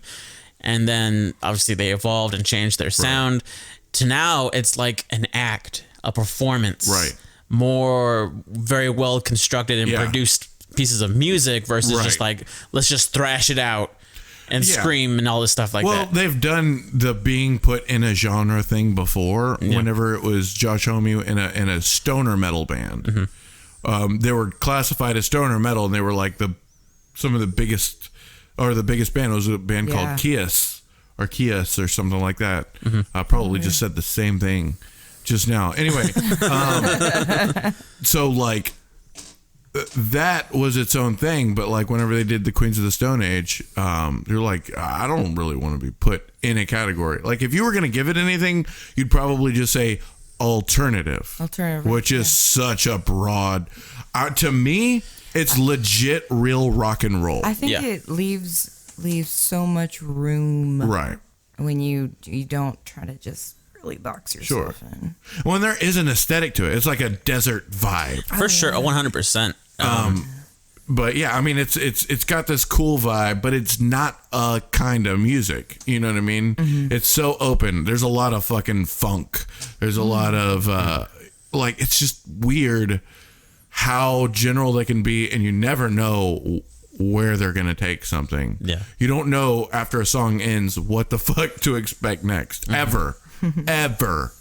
And it's really good. I don't know. I mean, that's what I'm putting on again whenever I'm not trying to think about than trying to find something. Right. You know, not looking for something. I just want to listen to some music. It's your go-to. It's my go-to right now, for sure. Queens of the Stone Age and fucking Deep House.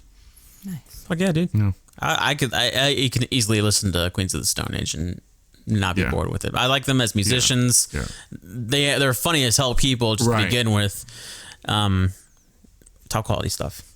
Yeah. All right, so before we go to yours, Miranda, do you want to just blend yours with Miranda's very, very unhealthy obsession segment? Well, or however you were wording it? No, because I worded it as Miranda's super healthy fanship of Mike Patton. Because I'm better now. Yeah, we can do that. Okay. Real quick, can I get a little bit of that, Dr. B? No, you cannot. I shared my Coca-Cola with you after. Yeah. And these are yours anyways. I got those from the garage. Yeah, we can do that. So my what I'm jamming, my go-to basically when I'm not trying to listen to anything particular is Imani Coppola. Or Coppola. I'm not really 100% on Is that who you sent me the other day? Probably. I think you probably sent me something about when they hurt you, nobody hurts. Oh. When everything hurts you, nothing can hurt you. Yeah. It's all the same. I actually really liked that song. I've heard it before. I don't know where. Classic vibe. It's older. I mean, it's that. Yeah, it has. Sorry to interrupt. It has that older vibe, which I have discovered in myself. Which I don't know why I didn't do it sooner. How much of an old soul I am. Yeah. So when I heard that, I was like, "This taking me back to like Aretha." It had a Rush feeling to it, like the band Rush. What? Oh, yeah, it had some kind of shit. That's called a synthesizer, and that's offensive. I can ignore. What was it? I can ignore your synthesizer. Can ignore my techno, but I can't ignore your techno. But what I say about that song, real quick, is the what was the line that you just sang? When everything hurts you, no one can hurt you. It's all the same pain. Okay, there's that line, which is great, but then there's like the breakdown moment where she's kind of singing in falsetto. No, when she's singing in falsetto or something like after that. Oh yeah, she's singing the same thing. And Yeah, but yeah. I like that part because that felt dreamy as fuck. It is, and like that was like I could feel myself floating around in the galaxy while listening to this sort of stuff. She's so talented. I'm surprised I never heard from her before. Like, well, she was in the 90s, like doing there's this one called Legend of a Cowgirl. Is that the one where it starts off a modern day warrior? No, it's Rush. But that's Rush. Okay. No, it's like I can see what you're saying. Pride.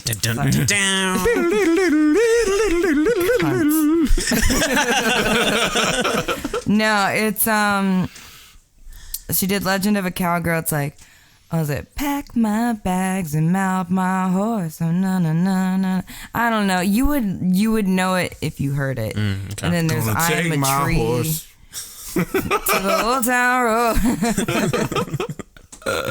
Fucking love that song. Like, Fucking love Nine Inch legitimately. Nails. It's a great song. So Imani Coppola came out with an album this year called The Protagonist, which I was anticipating. I knew it was going to come out before it came out. I was like, yeah. You were excited about it. But I was very excited. Yeah, I keep up with Ipecac Recordings and like their new releases. And because I had listened to Peeping Tom, which was another Mike Patton project, which she is in, that's how I got introduced to her. So I started listening to her and I was like, oh shit. Raindrops from the Sun is also a really great Imani Coppola song. Mm-hmm. But The Protagonist came out and she has some music videos for it and I just can't stop listening to it. It's lyrically, it's some of the most superior lyrics I've ever heard. Is it that way because very poetic? Is it that way because you can connect with it very well, or do you just listen to it and like, wow, this is really well put together lyrics? Both. Okay. Is it like Tragic Kingdom? I would have to revisit Tragic Kingdom to be able to like compare. But I revisit Tragic Kingdom every day of my life. You are a Tragic Kingdom. This is your Tragic Kingdom. No, but she has like a song called Contributing Member of Society. And it just really vibes with how I really vibe with it because there's a lot of moments where I feel like I'm not a contributing member of society. And I don't know. It's almost cathartic. And she sings it in like this Southern accent. She's not Southern, but she'll sing it in a Southern accent, and it's fun to do. I've worked so hard to kind of erase my Texan accent. What did I tell you earlier, man? You got to own your truth, man. I know, right? Whoever the fuck you are, that's who you are, man. Right. And then, the first song on the album's called Blackteria, and it's very Southern, very hick sounding. It's like her country song on the album. And it's very good in talking about race relations and how we're divided and stuff. Now, what is she? Is she just straight black, or does she mix with she's something? Black and Italian. Okay, because I was getting a vibe that there was something else going on in there. Yeah. She's a little more I like the mixed ladies, just saying. Anyways. Don't fetishize anybody. But she has a song called Samo that's really fun to sing, really great video where she's painting. And I also vibe with her on that because I'm a singer and a painter. So it's cool to, I don't know, just relate to someone on that level. Sure. And she's sad. She's sad, but she's trying. She all about that sad life. Well, not so much her music like Lana. Also, update. Imani Coppola, either way, has beat Lana for the top female spot in my. She's that bad bitch. She did it. She done did the. Okay, thing. now do you want to talk about Lana, like what happened, or do you want to? Do you not want that negativity in your life right now? I'm not ready to talk about it. Okay. I'm just kidding. What the fuck happened? I have to EMDR that shit out. Okay, so I did write down that I wanted to talk about the vinyl I bought this year. I pre-ordered 3 different albums on vinyl. I pre-ordered Lana Del Rey's Norman fucking Rockwell. That's what it's called. I'm not just being hyperbolic. obscene. obscene. Oh, yeah. It's called Norman fucking Rockwell. Then I pre-ordered Melanie Martinez's K-12 and Corpse Flower by Mike Patton and Jean-Claude Venier. And 2 out of 3 disappointed me. And Lana and Mike Patton both disappointed me. Wow. Mm-hmm. Yeah, my 2. I can see why you're doing all this therapy shit now. Like, you're just completely broken. Haven't got there yet to EMDR that shit yet. We're still working. It all though. makes sense now. Still man. working on it.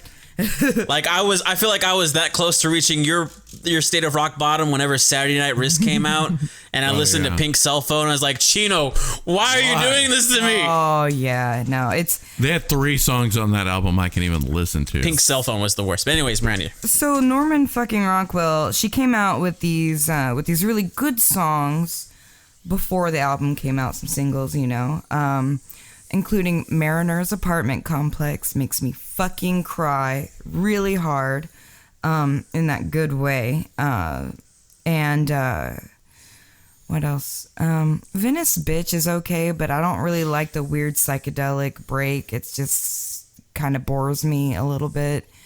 Never heard that about a psychedelic break.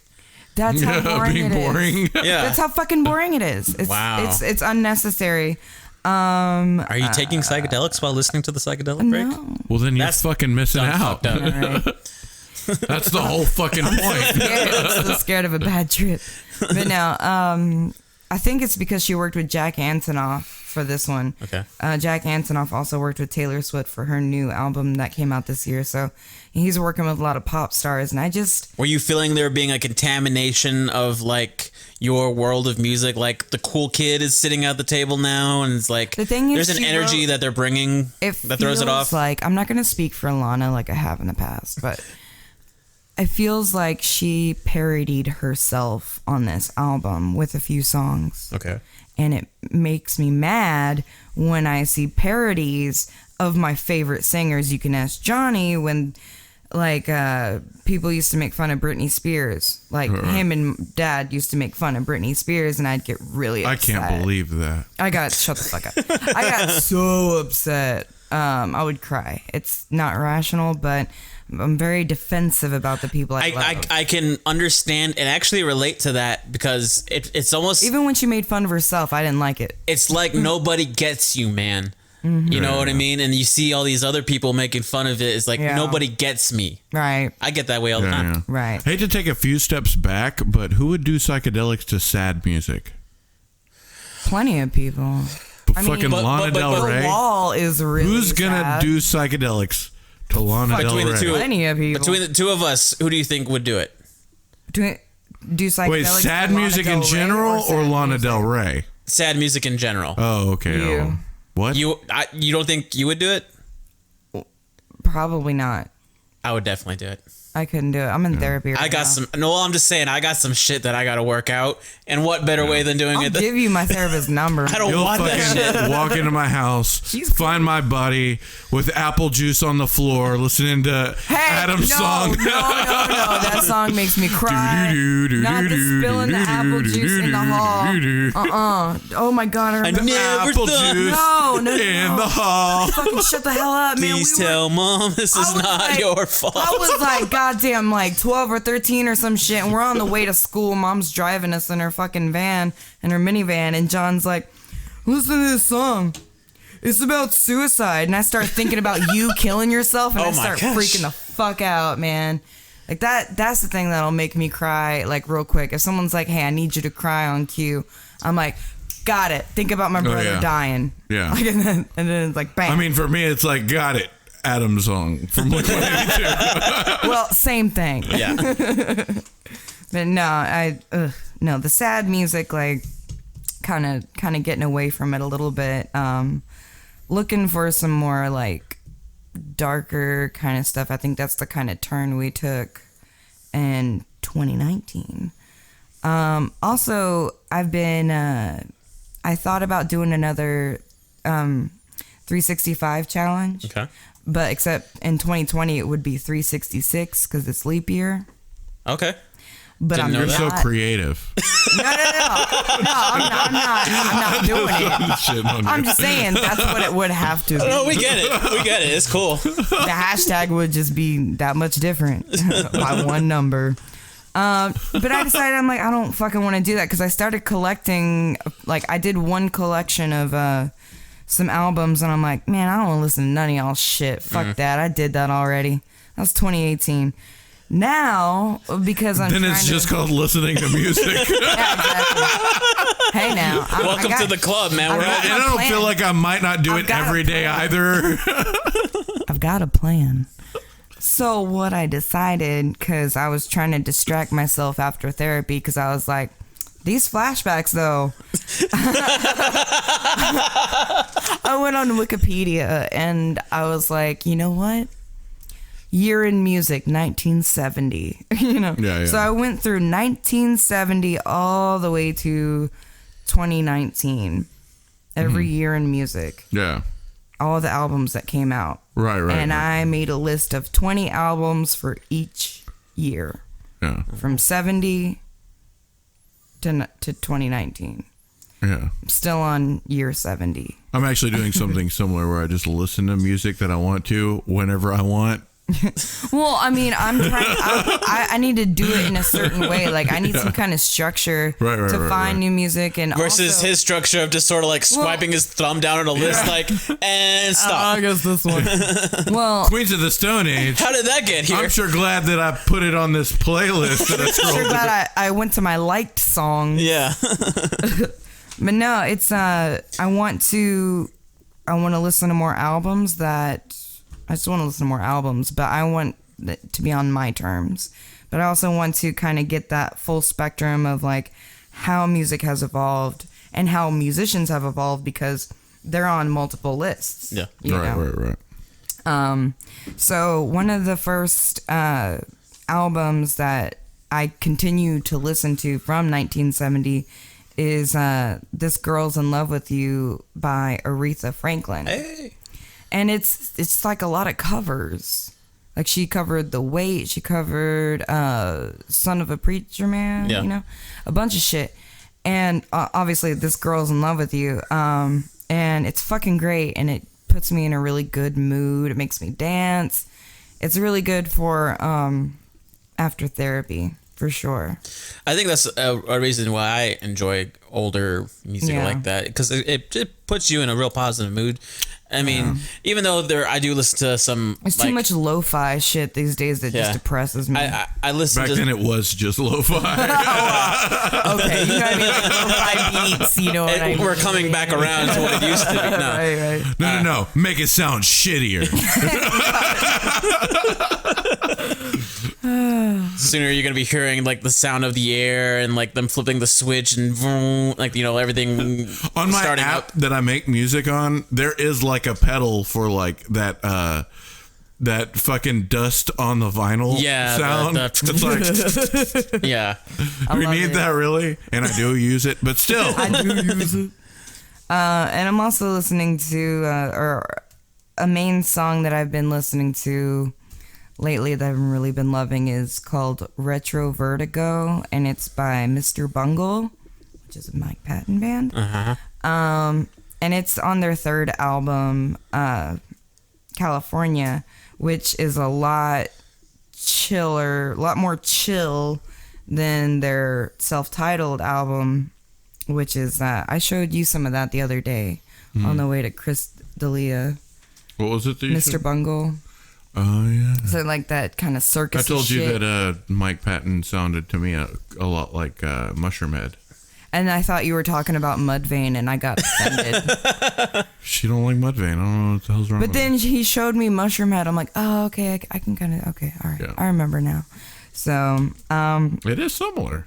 but Retro Vertigo is a great song, has a great video. We need to watch it. Back in the 90s. Good shit. It's one of those that really reminded me of one of our episodes where you asked the question, it's like 3 a.m. in the morning and the TV's on, it's like on MTV or VH1 or some shit. and like what music video do you hope comes on? Yeah. Retro Vertigo is my new answer. I'm always gonna say Flagpole Sitta by Harvey Danger, but that's just me, man. Yeah, but that or Du Hast by Rammstein. Oh yeah. Oh yeah. But still, Paranoid Android is still like top tier. Paranoid Android happened in like middle of the day for me, but it was like MTV After Dark where Criminal by Fiona Apple and Du Hast Or Bjork. Oh, fucking Prodigy, dude. Yo, yeah. You find out the bitch was a girl the whole time. Yeah. And smack my bitch up. Yeah. I thought it was a cat. No, it was No, there was a video on. Just knocked over. No, someone made a the whole time parody just a where it paw was a knocking cat. over drinks. Yeah, someone made a video like that. It was super cute. that's awesome. Cat's just doing coke and shit. That's a bad kitty. Bad kitty. But yeah, this is pretty much, and you know, obviously listening to Mike Patton. Segue into Miranda's very, very unhealthy Mike Patton obsession. Before you go into whatever thing you're about to go into, y'all can ask me questions. No, I'm going to ask you just the general first question. All right. How the hell did it happen? Okay, so I took this guy's virginity in college. I wasn't in college. I was just hanging around the college. Okay, cool. Liking where this is going. Okay. Right. And I hate it. I hate it. in turn, he showed me God Hates a Coward by Tomahawk. Okay. Which is a Mike Patton project. I didn't fucking delve deeper until the end of 2018. Okay. I scheduled Tomahawk because I loved the song. I kept the song on all kinds of playlists. I was like, this song is amazing. But I never delved deeper until 2018. I'm like, you know what? I'm going to listen to that whole Tomahawk album. Fell in love. It woke something up in me that I try to push down. And it's like this dark, like, angry, but also kind of desensitized feel. For someone like me who doesn't listen to that music, not by choice, it's just I've never been introduced to it. I've never had that opportunity. Right. Describe it as best you can. Oh, shit. All right. Tomahawk. Okay, so kind of a little bit, I guess. What's it like? You seen Taxi Driver? Love Taxi Driver. All right. Well, then I'm definitely going to show you the, it's a fan video I think someone made. Maybe they made it. I don't know. But it's clips of Taxi Driver with the song Point and Click from the Tomahawk self-titled album, which that's my favorite Tomahawk song. Do you remember the scene in Taxi Driver? You've seen Yes, I've seen it. I saw it because of Tomahawk. the scene where Travis Bickle's talking to the wizard outside, which saying that out loud sounds funny as fuck to me because I know you haven't seen it yet, right? Oh, you got Travis. Okay, Travis Bickle's talking to the wizard outside of the diner. Yeah. And the wizard's like, "What's got you down, man? Is it taxi life?" And he's like, "Yeah, you know, it's. I got a lot of bad ideas in my head right now. I've got a lot of bad ideas in my head right now." Has been like a movie quote that has stuck with me for so long. I saw that movie in maybe 2001 or 2. And that moment, that scene, even before anything ever really happened to me emotional wise, just seeing this guy break down, like you saw in his face, he looked like he was about to cry, and he was just saying, I have some really bad ideas going on in my head right now. Like, you need to give Travis Bickle a damn hug. You need to. That's all he needed. He just needed a hug. From Jodie Foster. Yeah. No, he didn't. He was like, "No, get off me! What the fuck?" Is it memorable? Like that one? I don't know what movie it is, but it's like, "Are you talking to me?" Yeah. Are you talking to me? Yeah. Is it kind of like that sort of? I don't memorable? see anyone else here. Yeah, it's very much that memory. Yeah. Okay. I don't know what that movie was. Okay. Yeah. It's that movie. Okay. Yeah. Okay. But yeah, you need to listen to that song, Okay, and especially watch it with those clips because it fits so perfectly together. Okay. I really feel like the song was inspired by Taxi Driver. Okay. And it's just got this like, I don't know. It's got this sludgy kind of, but also circusy. No, that's Mr. Bungle. Oh, okay. Tomahawk's more like stalker music. Okay. There's a lot of it on my "Are You Following Me" playlist. Okay. When I want to feel like I'm being stalked. Right, because you want to feel that feeling sometimes. I want attention. Right. No, please don't stalk me. You just open the gates to all the weirdos. But yeah, I don't know how to explain Tomahawk to you. It's alternative rock. It's cool, man. If you sang Taxi Driver, which goes back to that weird what if or would you rather thing, how much I love film and cinema and a great story. You had to, if you said, I had to bring it up. You said Taxi Driver. I remember the emotion, the overall feel of that movie. That's all I needed to know. I understand Tomahawk now. Then you will have to listen to that song. But also, okay, so Mike Patton got the best voice in music. Doesn't? Yes, he does. 6 octaves. The widest range. But can he do that weird squealing scream thing that Chino Moreno can do? Of course he can. Never heard it. He has been, because you don't seek his shit out. He has Open been your fucking mind. A video game voiceover dude. He's done. I don't know what I did to deserve that, but okay. I know, right? He's done voiceovers in video games. He's done. He was like the monsters, like the creepy zombie ghost monster things in I Am Legend. That was his voice. Oh wow! Yeah, I would never know that. Yeah, if you would just listen. Wait, he was the voice to the zombies. Yeah. That's got to be real fucking hard. Yeah. Did y'all play Portal? Yeah. That's the zombie. I don't know. Have y'all seen that movie? Do y'all remember what they said? Will Smith. Yeah. Yes. It was like a butterfly in the breaking of the glass. It's a butterfly, Daddy. It's a butterfly. Yeah. I don't fucking know. But anyways. Cried and my the eyes dog. out. No, that's Marley and Me. No, it's... Cried my eyes out during that one, too. That's hilarious. Please say hello to me. Yeah, God. Wasn't there 2 endings to I Am Legend? There was. I thought this was a Miranda segment. No, fuck you. Okay, so the first ending to I Am Legend. Cunts. We're having a real conversation. We're not talking about Mike Patton here. Quick tangent. Spoilers. In the first one, he dies. In the second ending, he lives, and he lives happily ever after with the Brazilian chick and the son and blah, blah, blah. Which is the one that went to theater, though? Whenever he dies. Of course it was. Got it. Yeah. So Mike Patton in 1999. And also, did you see the deleted scene? Opened up this recording studio called Ipecac Recordings. It's where Imani Coppola puts music out. It's where Queens of the Stone Age puts music out. It's where a lot of people. Did you see that one movie? Y'all are some cunts. Cocksuckers. And not a good dick either. Okay. I promise we'll stop. We'll stop. No, you won't. Okay. You're good. Okay, so then he was in this movie. Mike Patton. He was in this movie called Firecracker, and it's fucking trash. But I had to watch it. I was so obsessed with him that I was like, you know what? I'm in bed. I don't care. I'm supposed to be sleeping, but I'm just watching this fucking shitty movie on my phone. Mm-hmm. And it's like... Didn't he make a snuff film? It wasn't a snuff film. It's a video compilation featuring shocking clips. Mr. Bungle's video for Travolta and Bud Dwyer's suicide. So it's not that he made a snuff film. He just compiled a snuff film. It also had some weird porn in it. It had some like coprophilia, like, you know, shit eating and stuff in it. I thought it was just eating pennies.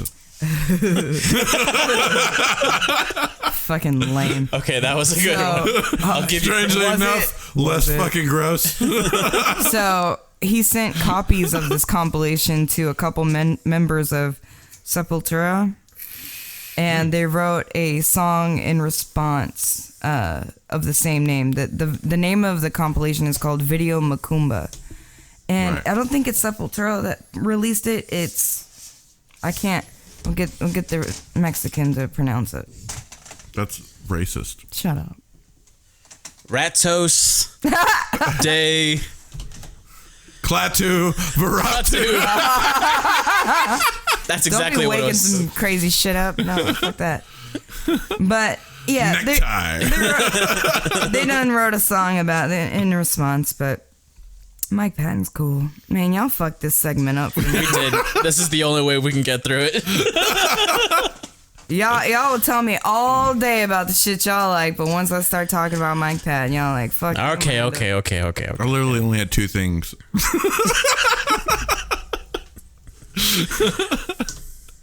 All day, there was 2 things on my paper. I'm tired of y'all.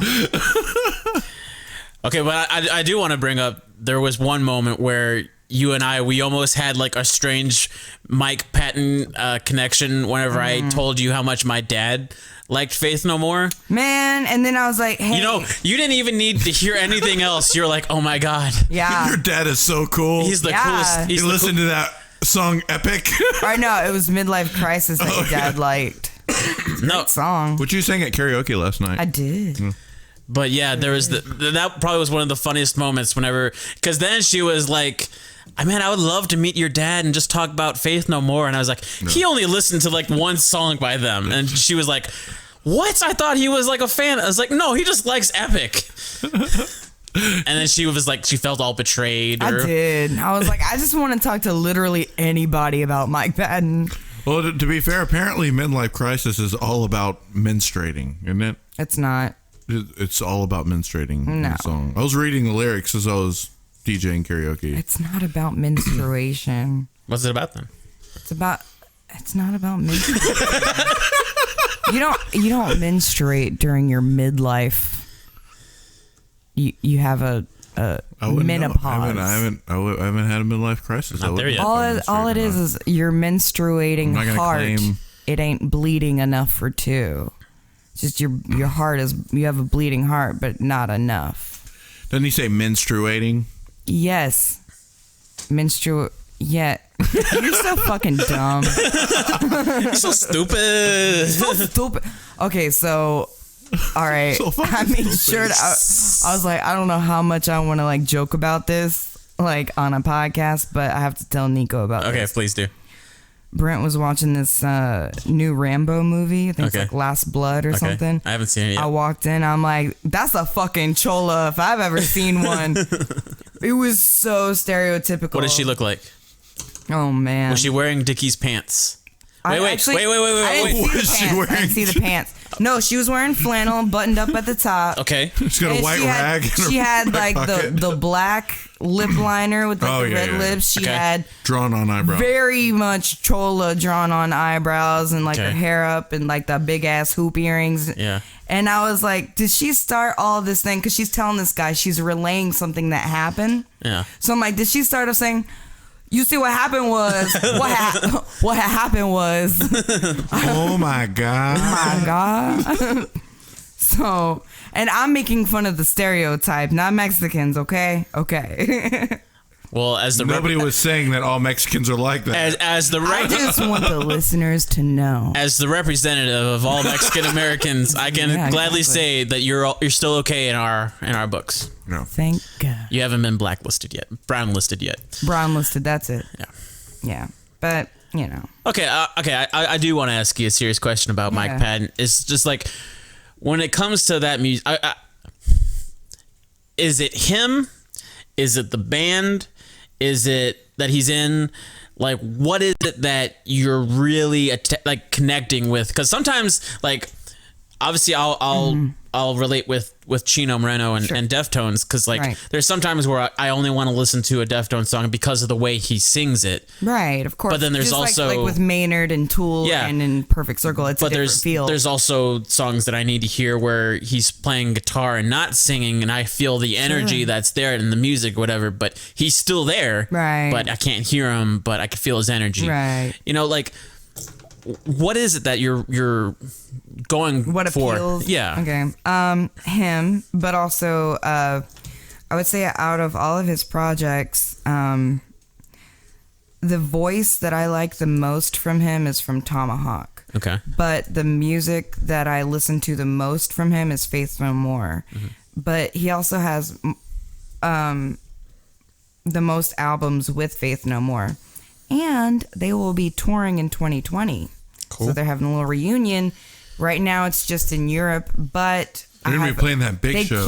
They're doing Hellfest and they're doing a bunch of festivals and shit, but they keep adding dates and they're still European dates, but I have this feeling that they're going to tour in the US and I'm fucking there. That would be epic.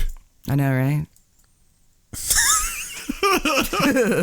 Even if they were at like Toyota Center and it was like $900 a ticket for the tickets in the nosebleeds. It's not gonna be that, but yes. You would still do what you had to do to get there. I have to Be like see 5 Mike people Patton there. live. If I wanted to pay $900, I would go to one of the Mr. Bungle shows in New York or in San Francisco or LA. They're doing like 3 or maybe I think like 5 shows with Mr. Bungle, doing a reunion tour with that. I've already looked at the fucking Greyhound tickets, man. Like I started planning and then I was like, I need to take a step back. Yeah. Because like I don't even know any of the songs from that, what they were gonna do.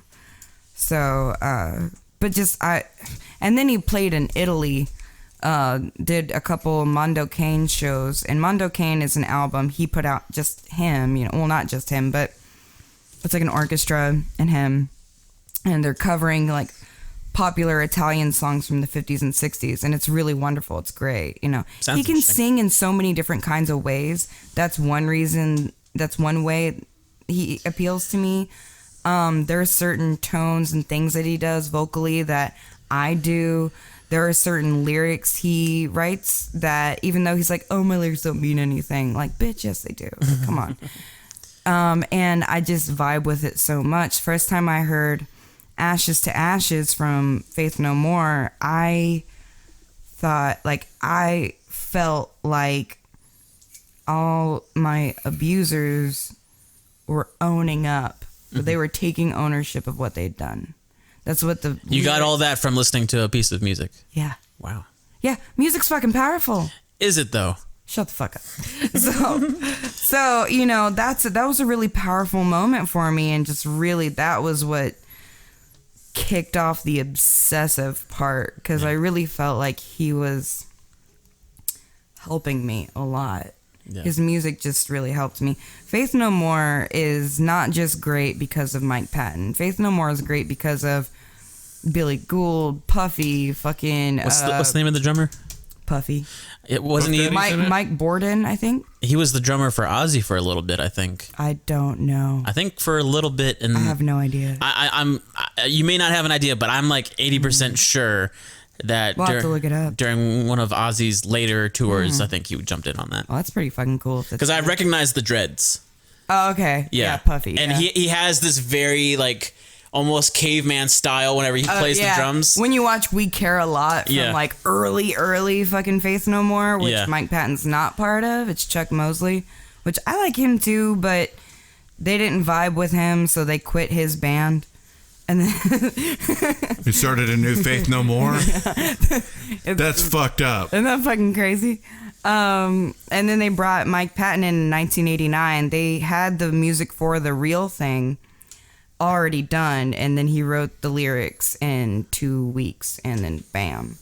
And it's one of the greatest fucking albums. My favorite Mike Patton albums out of all of them, and there's a lot, The Real Thing, Faith No More, Angel Dust, Faith No More, Album of the Year, Faith No More, California from Mr. Bungle, Tomahawk, self-titled, the director's cut from Phantomus, Lovage, their album Music to Make Love to Your Old Lady by. Y'all would get a kick out of that. I love the name of the title. It's kind of funny too. Y'all would really get a kick out of that. Y'all would like that. All right. Mitt Gas from Tomahawk, Peeping Tom, self-titled, and Mondo Cane, which is what he did himself. He also did a lot of soundtracks for movies like Crank, High Voltage. Okay. 1922. It's a Netflix original. I haven't seen it. It's all right. It's all right. It's a Stephen King book. Okay. It's based on a Stephen King I'm book. I'm down with King. A Perfect Place or something like that. I'm not sure what, but Bill Moseley is in it. I haven't seen it, but I really like the soundtrack. And yeah, he's just done a lot of shit, man. He's really hardworking, really a workaholic, not much of a social media person. Doubt he's seen my messages on Facebook. All 100 million of them. Someone saw the messages, never replied. Don't think it's him. Probably Doesn't not. matter.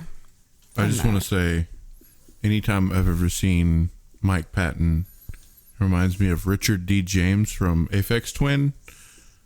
He does kind of have like that villain face, and that's another reason why I like him. Like, he's the bad guy. Yeah, well, like he's the bad guy. Richard D. James from Aphex Twin like has his face on like in music videos. It's like everything's got that same face, or it's just like creepy smile. Yeah, he does that. Like when you Google him, like that's the main It's the face. same. That Yeah. It's real creepy. Yeah, but I like that about him. He's disturbing. I mean, maybe that's not what Richard D. James looks like. And it's just like... It's just some guy. It's specifically Mike Patton's face that he just plasters everywhere. Oh, he's also worked with Bjork. He's worked with John Zorn. Like, he's a very hardworking musician, and he doesn't have any kids. His music, his albums are his babies. Yeah. So, it's pretty cool. Yeah, I love him. But I love him in a healthy way now. So... that's cool. Whatever you got to tell yourself. Yeah, whatever you got to tell yourself. So, we've spent a good minute talking about this really weird music. Yeah. How about we talk about some of John's weird music? What?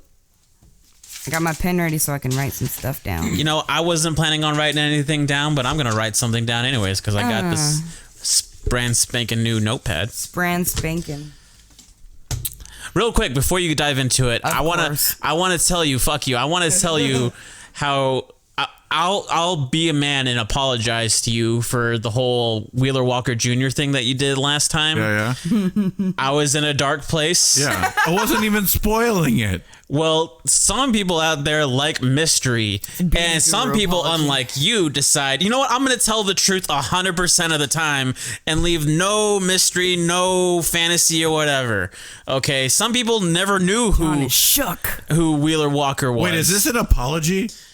I'm working my way up to the apology. It's a beauty guru apology. He just needs to sit on the floor in a gray sweatshirt. He already said I was in a dark place. Right, I'm not going to do that this time. Okay, but I just want to let That's you what you're know. really trying to. I'm trying to tell you sorry.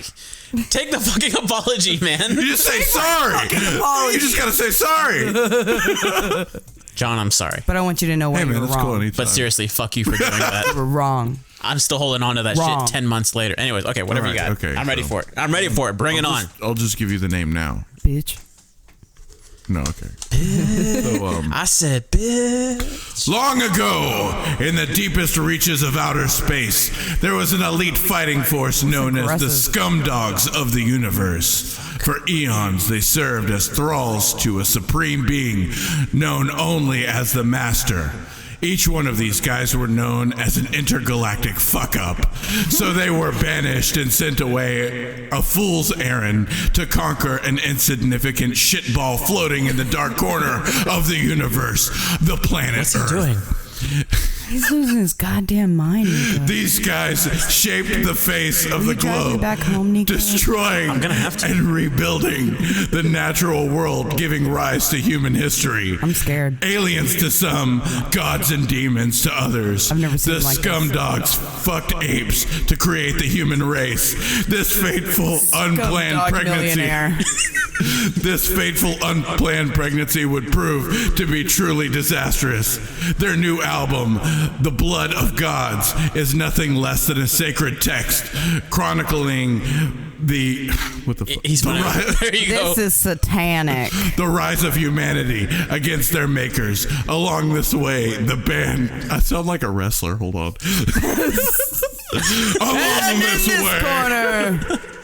The band challenges the sins of the grateful mistake from politics, pollution, organized religion, to fast food and factory farming. Humans are shown as what they are, a parasitical disease. Did you write this? No. This is from Facebook. Okay. Humans are shown as what they really are, a parasitical disease. I want to hear him read this in front of like a large group of people and just see them. Let's go to open mic, John. And then they must be eradicated. As aggressive. Before they suck the planet dry. More aggressive. This is the weirdest alt poetry comedy shit I've ever heard in my whole life.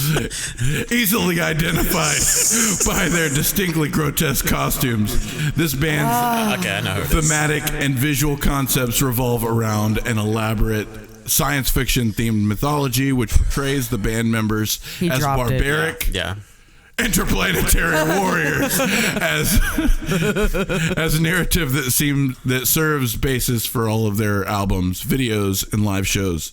Rife with over the top violent, sexual, and scatological humor, typically incorporating social and political satire. Oh, I feel like I'm back. Johnny, switch back. Real quick, do you know that old Jew man voice that you do?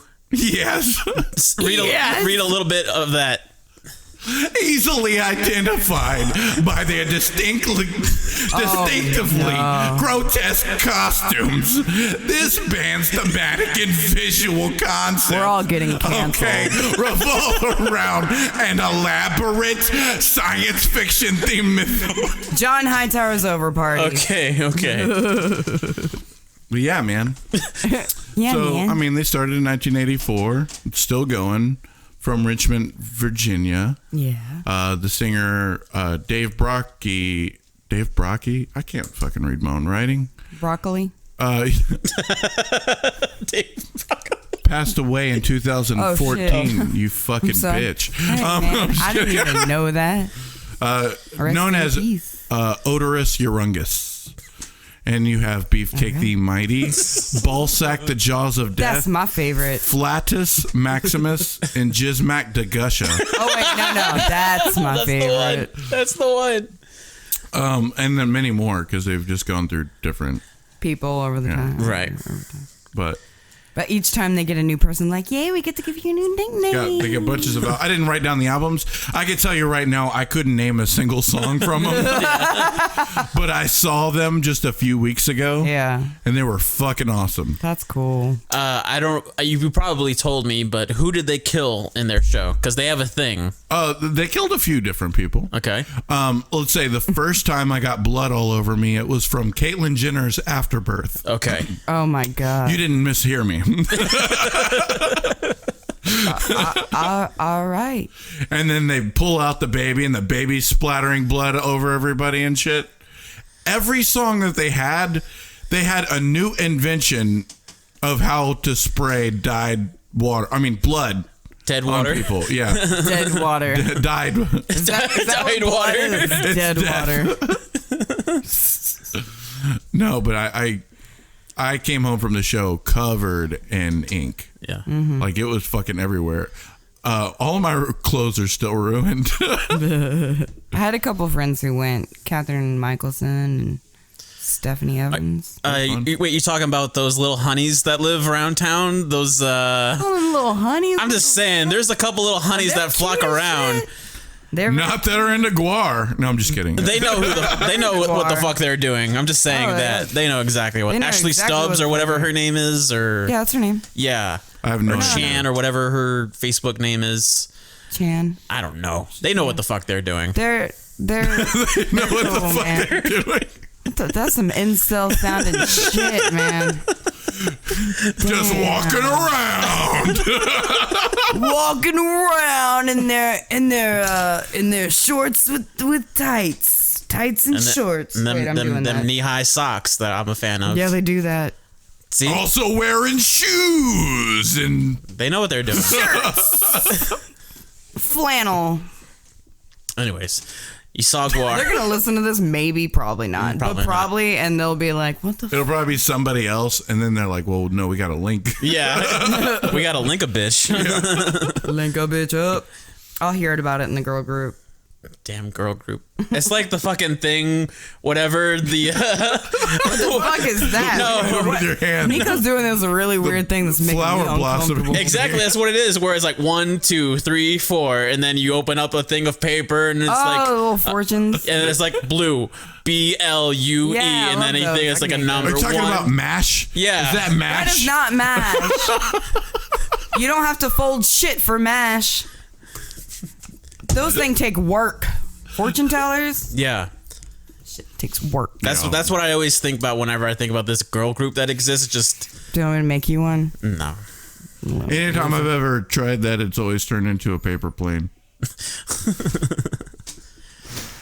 But anyway, okay, so they killed... Or a crane. Sorry. It's a goose. Crane. Fucking frog. Yeah. And then you little, tip the back of it and it frogs, jumps. Yeah. Yeah, you could do that with an index card. It's pretty sweet. So tell us about Guar or Yeah. whatever the fuck. Yeah, man, it was great. Like they had a whole story and they were all dressed up and, they That's cool. definitely killed Trump, but That's they've hilarious. killed every president. As you do, yeah. It's not specific on what side of the party. I remember whenever, what was that comedian that got in trouble for like Trump's head or whatever? Oh, Kathy Griffin. Kathy Griffin. I remember Guar was like, dude, we've been doing this. That's hilarious.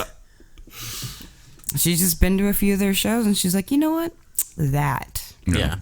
what I'm going to do. But, since I saw him, Charla had tickets. She took me and it was such a different thing. Like, I forgot about Guar. Yeah. I always forget about Guar. Until someone honest. says the word guar. I'm like, yeah, oh, that's- shit, yeah. But when you see it, it's they're like pretty a real crazy. fucking show. You know Yeah. what I mean? Oh, yeah. And they were good musicians. It's just not so much memorable music. Right. It's you not know? about Yeah. that. It was good. Your, It's the experience. your visuals are being so overwhelmed Yes. that you can't really. Yeah. Well, and Process. let me explain one thing. Okay. So when you're like in the pit or like in that close area where you're going to get shit all over you, right? Yeah. Mm-hmm. The deal is like they spray this cold water and then it's hard to watch. So you kind of got to cover your eyes so you don't get the stuff in your face. Yeah. And the water's so fucking cold and the music's so good and everything's it's just so fun that when the water hits you, it makes you tremble in joy. It's just a weird feeling of like, that. oh my God, this is so fun. It's like a weird version of the Gallagher comedy shows. Okay, so I was giggling. Yeah. It's Okay. like Gallagher, but like metal. Gallagher, but make it metal. I was watching this brutal metal show and giggling Were you the whole time. Were you giggling or were you tee-heeing? Now that it's put that way, I was teeing a lot. It was a lot of You were teeing. jumping around. Tee-hee. Tee-hee. Like a schoolgirl. Hilarious. Like a schoolgirl.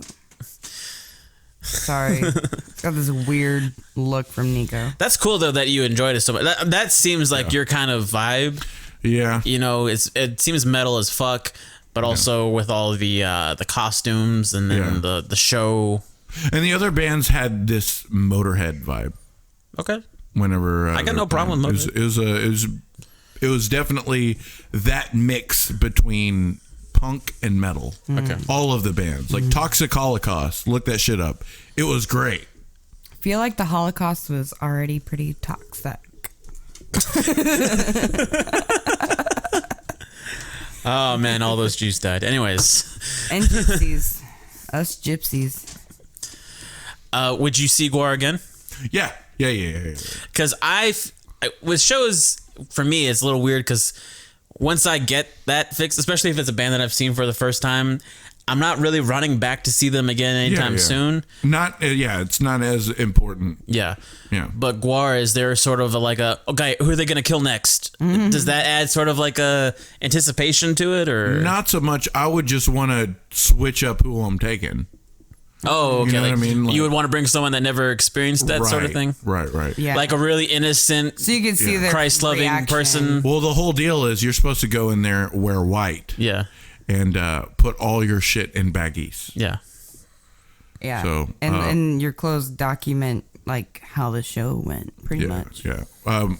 Charla met one of her friends up there, and he gave us some baggies. Nice. And I was like, I don't think I'll need it. And then I'm like, yeah. Did he give you a look like, oh, you're going to need it? He did for sure. He was like, oh, you don't know yet. You know, like, No idea. you've got no idea what you're stepping into. got That's no what idea. everybody was saying. They were like, dude, you're going to be drenched. It's going to go all the way to your underwear. Like, several people were saying that. Mm-hmm. It was true. All of it.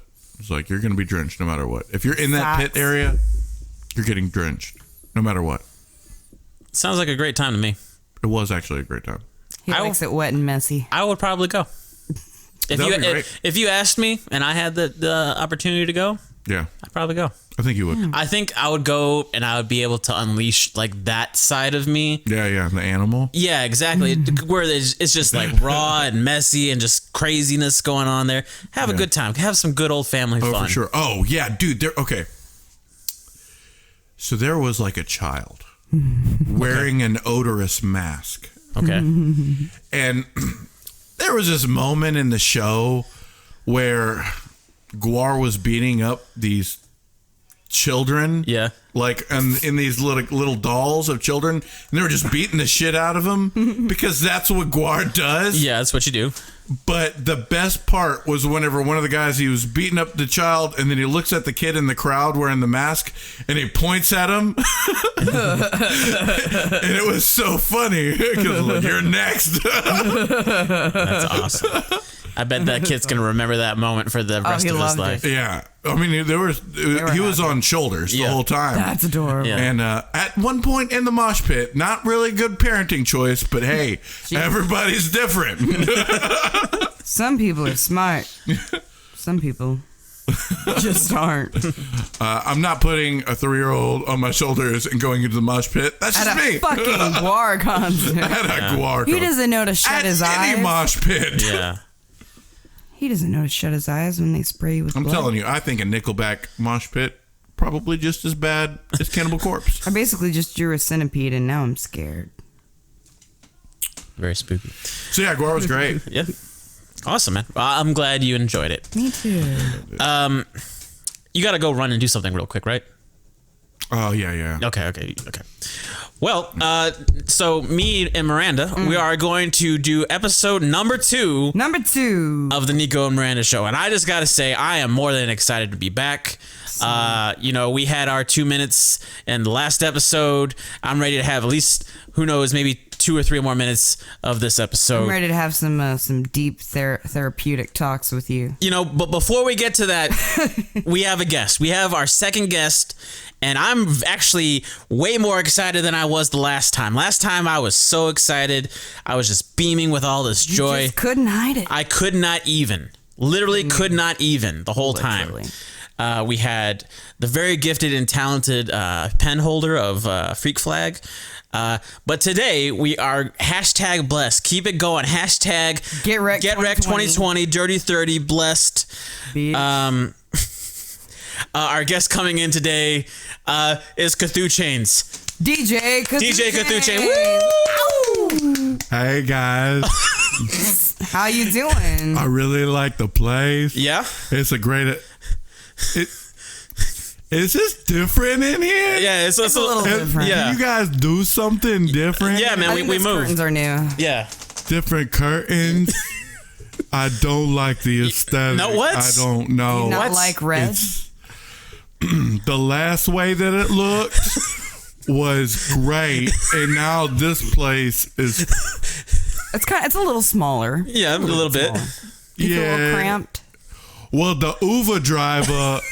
He took me here, and I was like, this ain't the same place as last time. And he said, dude, this is the fucking address you're giving me. And I was like, dude, last time I was here, it looked a lot different.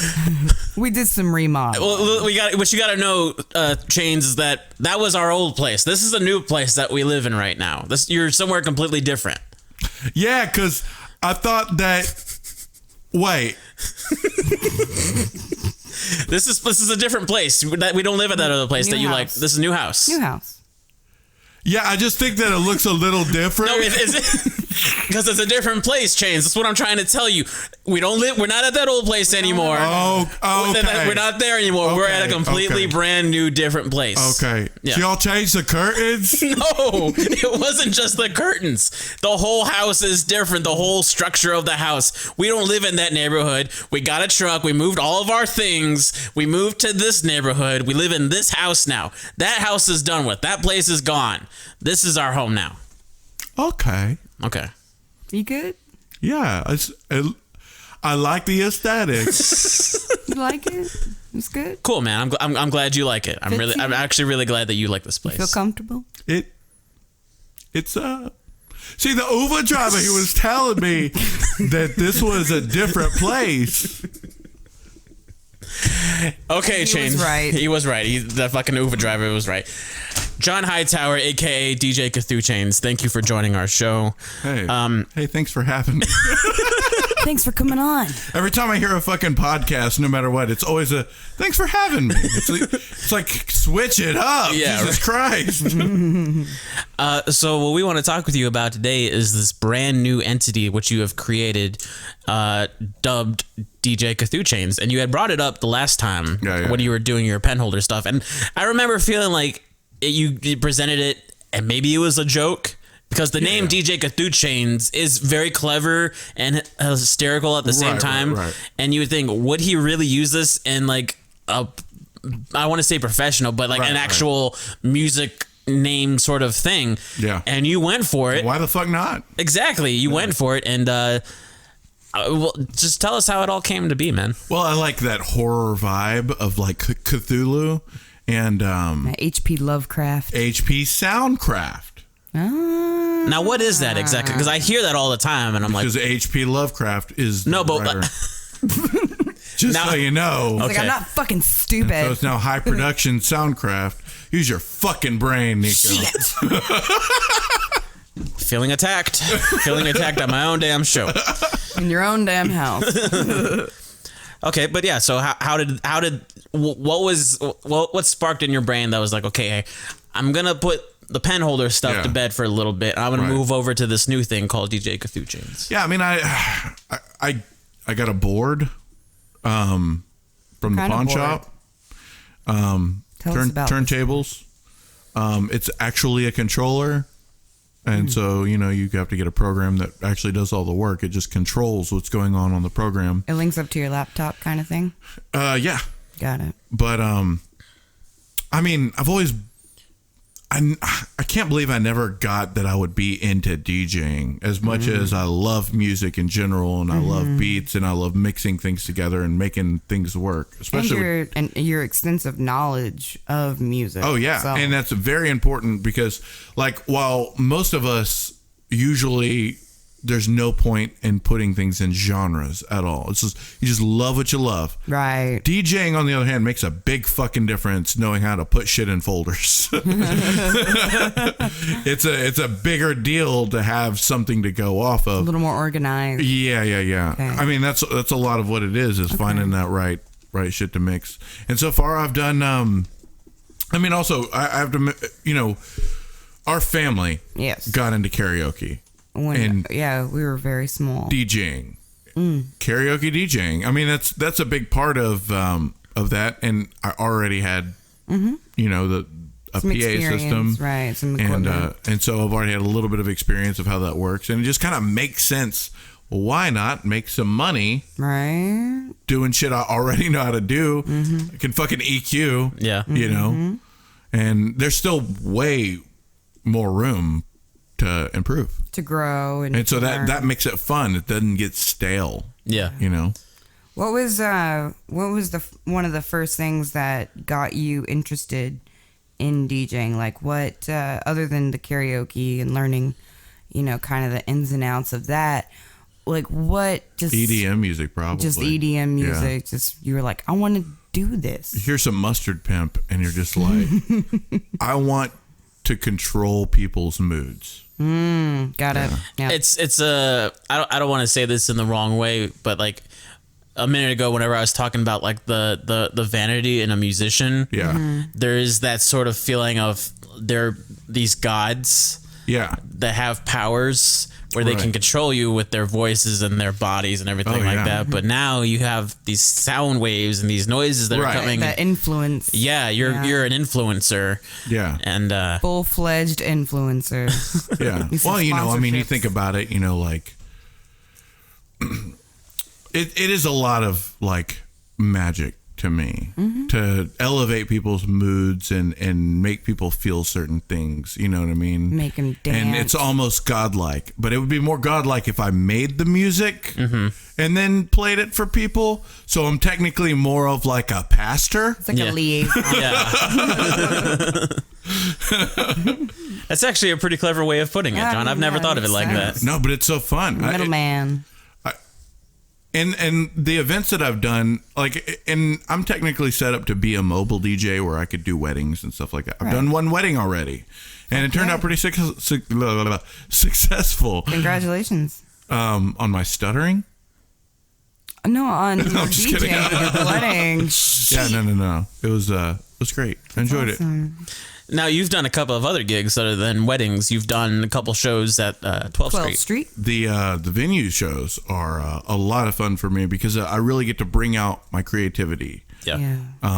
With a wedding, you kind of get the people who are getting married or whoever's going to be paying you. You talk with them beforehand. You set up go over a list of songs. What they want to hear. And then also you're just trying to create moments with the music and make sure everybody's happy. Hosting. And having, exactly. Create an atmosphere. Yeah. I imagine that versus whenever you would play at Goth Night and this Last Freak Show thing, whatever it was called. Fright Night. Yeah. Goth Night and Fright Night were so similar. And it's exactly what I can rock. Yeah. But they were both great. Yeah. I have to say, I think Goth Night was a little bit better than Fright Night. Goth Night, well, it was the first one. Yeah. And there was more people there. There was more people there. It was free. I mean, aside from your thing, I was dressed up really great. You were great. Everyone liked how I was dressed. They thought the music was good, but like they really liked how I looked. I was dressed as a gothic cholo priest ghost, pretty much. You did a pretty good job. I think I did great. Yeah. So thanks, guys. I mean, whatever about that. I looked great. That's all. I'm glad that you had a great night, man. I did really have a great night that night. Yeah. Congratulations on your goth night. Thank you, man. It took a lot of hard work to get the paint makeup right, and then I told you I would do it. I'm like, don't do the white. It looks so. And guess who was fucking wrong? Him still. Yeah, no. I had no problems with where I fucked up, and I know I'm totally stealing your thing, which I always love to do. I wanted to put fake blood in my palms. Yeah. Oh yeah. And I was gonna wrap it around with gauze, like I was, Stigmata. Yeah, exactly.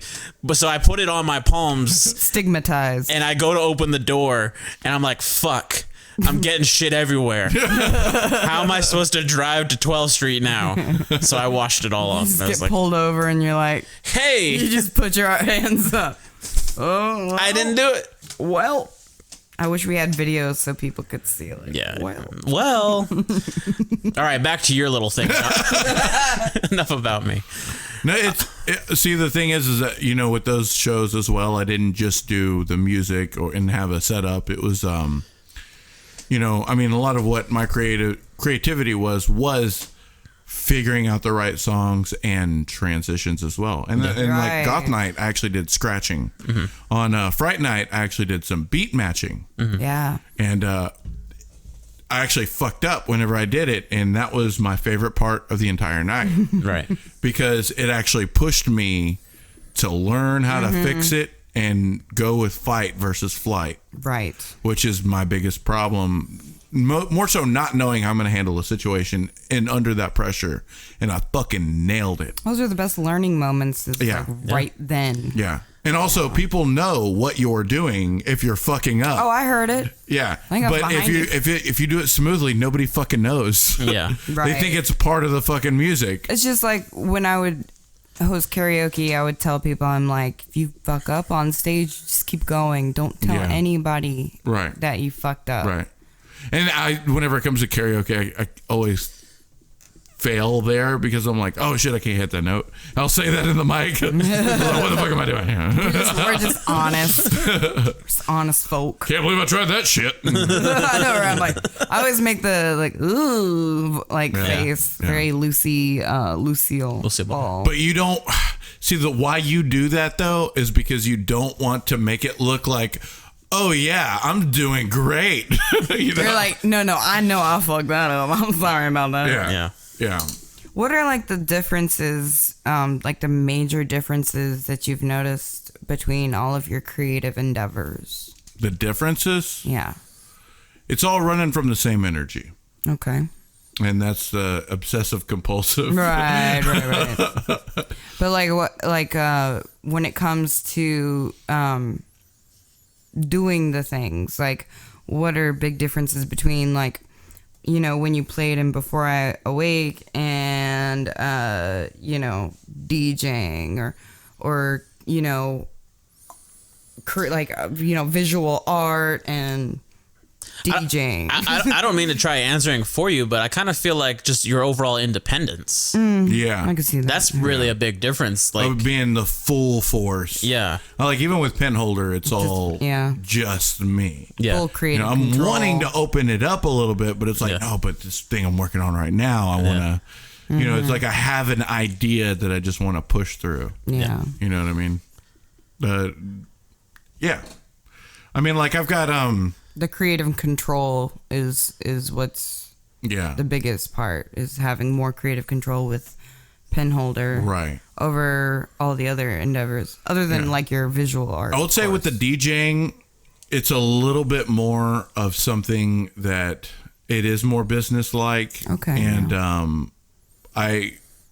if I get propositioned for, I'm not doing it based out of creativity or when I'm in the mood or whenever I feel like it. I'm doing this is my date and I have to have all my shit fucking ready for it, then you know what I mean, and get everything situated. Then you take it, you try to be more professional and take it more serious, because it's almost all about show there.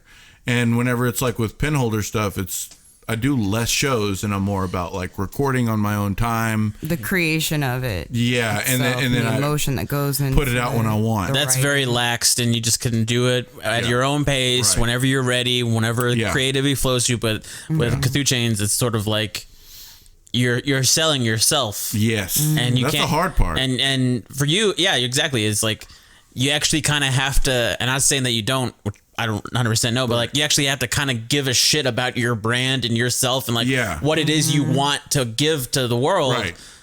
And once you do that, it's like you have something to be proud of and like present it and brand it. Treat it like a business. Well, yeah, it's very difficult, especially trying to figure out prices and pricing and how much knowing your worth and like but also trying to think figuring how out much money do I need to live, and pricing like art and services like that it can be really tricky when you have low self-esteem. 100%. No, I know when I sold some paintings, I was like, I don't fucking know how much this is worth. Yeah. Like, you can pay me $50. It's like you're balancing between, I know that I'm not worth this much, but I also am not going to work for that much. You know what it's I'm about saying? the work you put in. It's like, I don't know, if the customer is happy with it, you know, I don't know. And, you know, you can always talk to people within the community. Yeah, well, that's why I'm thankful that I listen to podcasts about DJing and other things. Mobile DJing specifically. Okay. Yeah. But like, you know, I do want to learn how to do more venue stuff and then also produce, but that's kind of what I'm doing with Penholder. Would you like a residency somewhere? What do you mean?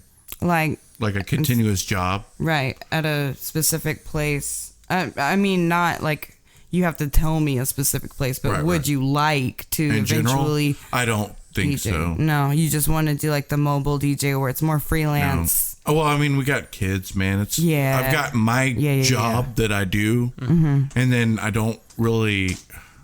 It's easier for me to. It would be hard to do that. It's easier for me to plan out something months ahead and be like, okay, this is the date I've got to have cleared. Right. And then I can make that shit happen, as opposed to every Saturday. Right. You know what I mean?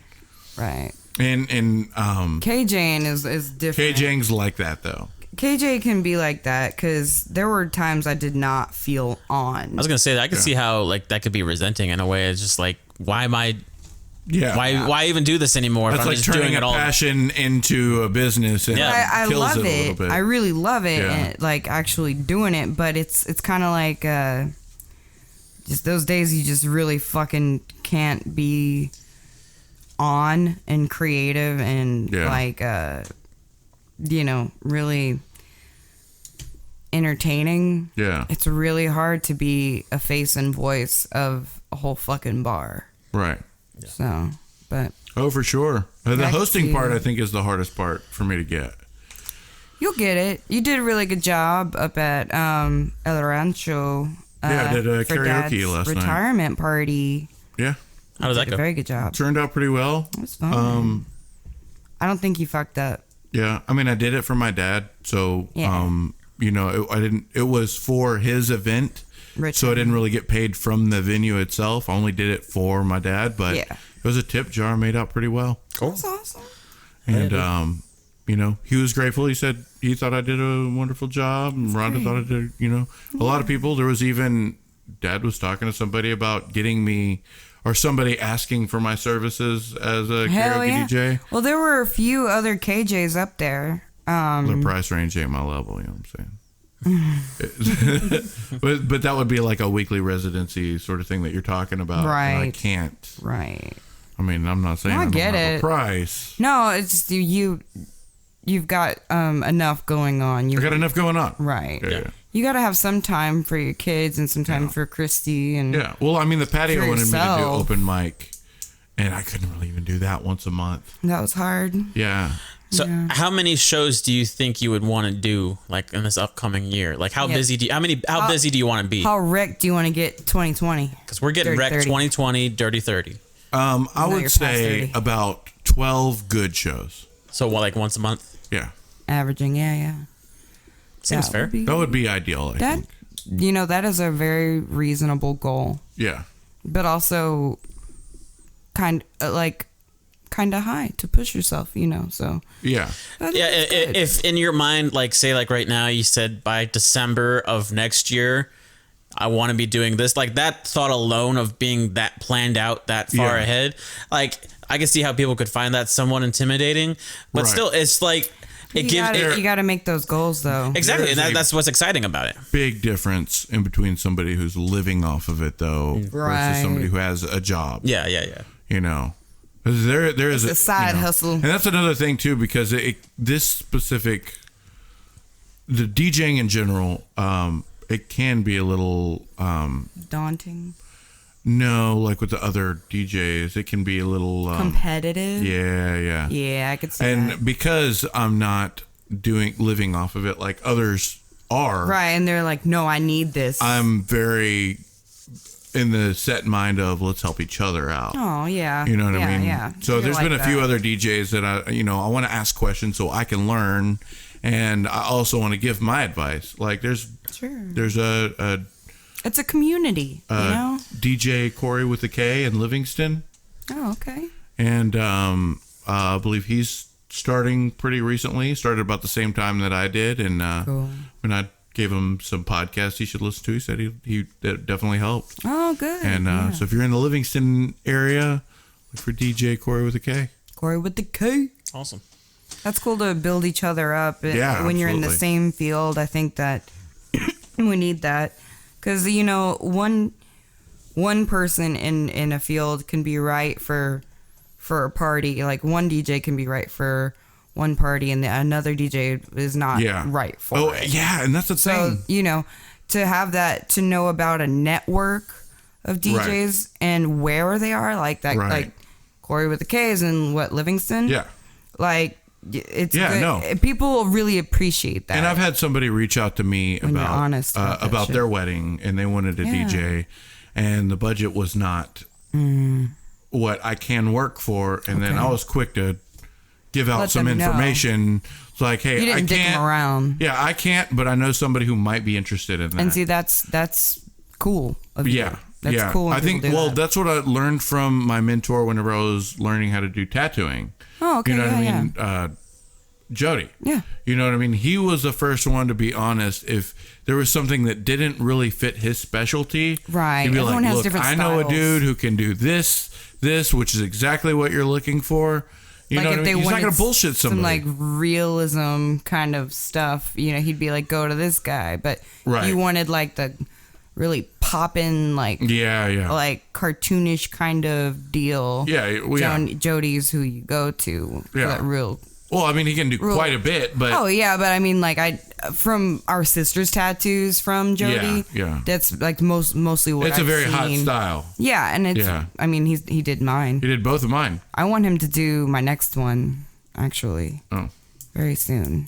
But I mean, I learned a lot from him in general. Absolutely. And the things that he taught me about tattooing, I was able to apply to other things. Yeah, absolutely. That's wonderful. Especially marketing. That guy's a fucking genius. Yeah, he's done a lot. Yeah. He's done a lot of cool shit. Yeah. But I mean, Shout out to Jody. Effing classy. Effing classy. Motherfucker. But they're not paying us for this, so we gotta. No, I'm just kidding.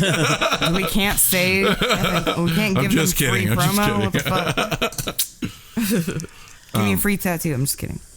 But yeah, no, I mean, and before we cut off this segment, I am working on new music for what I would like to be a new album that's really dark electronic music. Very cool.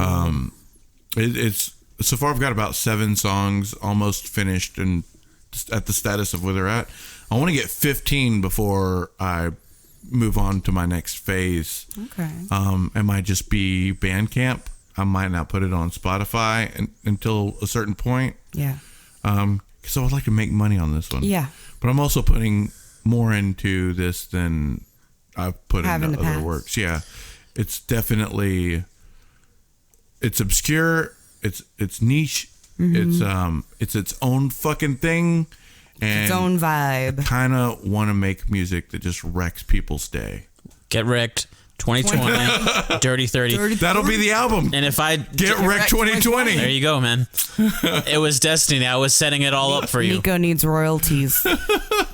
For every 50 cents you make, I make 25 cents of it. Okay. If I may say before we wrap this spot up, if not one of the main reasons, maybe just a side reason why I decided to invest in a very hefty electronic drum kit is maybe to give you some beats. That'd be fucking awesome. I would love to do that. It would be a whole new chapter in my musical sort of thing. Fuck Oh, yeah. Doing electronic drum beats. So Niko, do you think that like Johnny's stuff with Pinholder and DJ Cthuchainz, do you think that that's inspired you to? No, I won't give him that much glory. But I will say, though, that as his friend for fucking ever now, any opportunity I get to make music with him is always the day that I live for. Yeah. So anytime that, you do something brand new, always in the back of my brain was like, how can I slip in on that? Yeah. No, don't think I haven't thought the same thing when you show me shit you and Gary do. Yeah. I'm like, I got it right Yeah. here. I mean, that's just... I got a line for that. I think that's just us in general being, creative people. Because every time you've ever showed me something, I'll listen to it, and I won't say it, but it's like, I wouldn't have done that. That's what creative brains do, though. No. That's okay. I wouldn't do that. I'm always doing it, but great song, dude. Sounds great. It's hilarious. But no, I mean, obviously, I love working with you. So any chance that I get, so whenever it's gonna come in on Wednesday, so That's awesome. Yeah, boy. whenever it comes in, and I actually learn about how to record music, because that's its own process as well, not just plugging it in and learning how to play electronic drums, but actually recording the stuff. That's more money that I have to invest into it, and then more equipment and blah blah blah. But Well, I mean, at least we'll you don't figure it have all to out. buy microphones for it. Yeah, we'll figure it That's out, the man. Beauty. Yeah, dude. That's the beauty of an electronic drum set. You don't have to buy the fucking expensive microphones for. And It's such a bitch. And what they said is there's 2 ways you could do it. Either you could just plug it into like the headphone jack and like it's all one sort of file of music, or you can export it. or you can do it through like a USB sort of thing. Yeah. But you have to buy drum plugins. That way you can actually individually edit every single drum. Each thing. It's like a MIDI sort of thing. I've But looked you up. would probably need a bigger interface. Oh no, it's USB. Yeah, you just plug it straight into the thing. But you would be using the plugins as a thing of editing all the drums. Yeah. Some weird science thing that I haven't figured all out. Weird science. But We'll fuck with it I'm for excited about it. That's the whole thing. Yeah. But anyways, very excited for DJ Cthuchainz, and thank you for being on our show. Thanks for coming to the show. Hey man, no problem. Can I smoke in here? Can you order me an Uber to get home? Over. All right, so the main reason that we're all here together, other than the fact that you two are family and I'm just your adopted Mexican brother. It's true. We're here to talk about our year in Spotify, our 2019 Wrapped, which has always been a fun, big thing that we do on our shows. I didn't really start paying attention to it until we started doing it. Yeah. But now I like look forward to it. Yeah, and if it's the one well, I mean, obviously we figured out it's only been 10 months since we last did this. Right. But since we've seen each other. Yeah.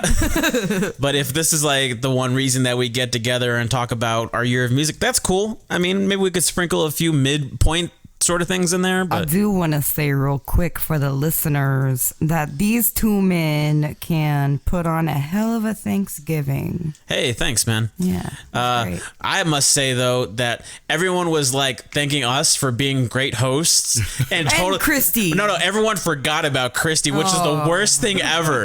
But I was soaking in all the I am the hostess with the mostest, The hostess. But afterwards, I heard her kind of say, everyone's saying that John and Niko are hosts, but they're totally forgetting about me. This whole thing. Yeah. So I make sure I had to post a picture of me and her working on the. And those are great pictures. The whatever. I mean, I was taking it in too. I was like, wow, I'm really. Wait, I didn't do anything. Yeah. But they love y'all. me. You all love me, but I'm not doing shit. All of y'all were great. Y'all did great. No, that was real fun. It was legitimately the best Thanksgiving. Probably the same for me. Yeah. For many reasons. Yeah. Okay, so on to Spotify 2019. Get Wrecked 2020. Get Wrecked 2020, Dirty 30.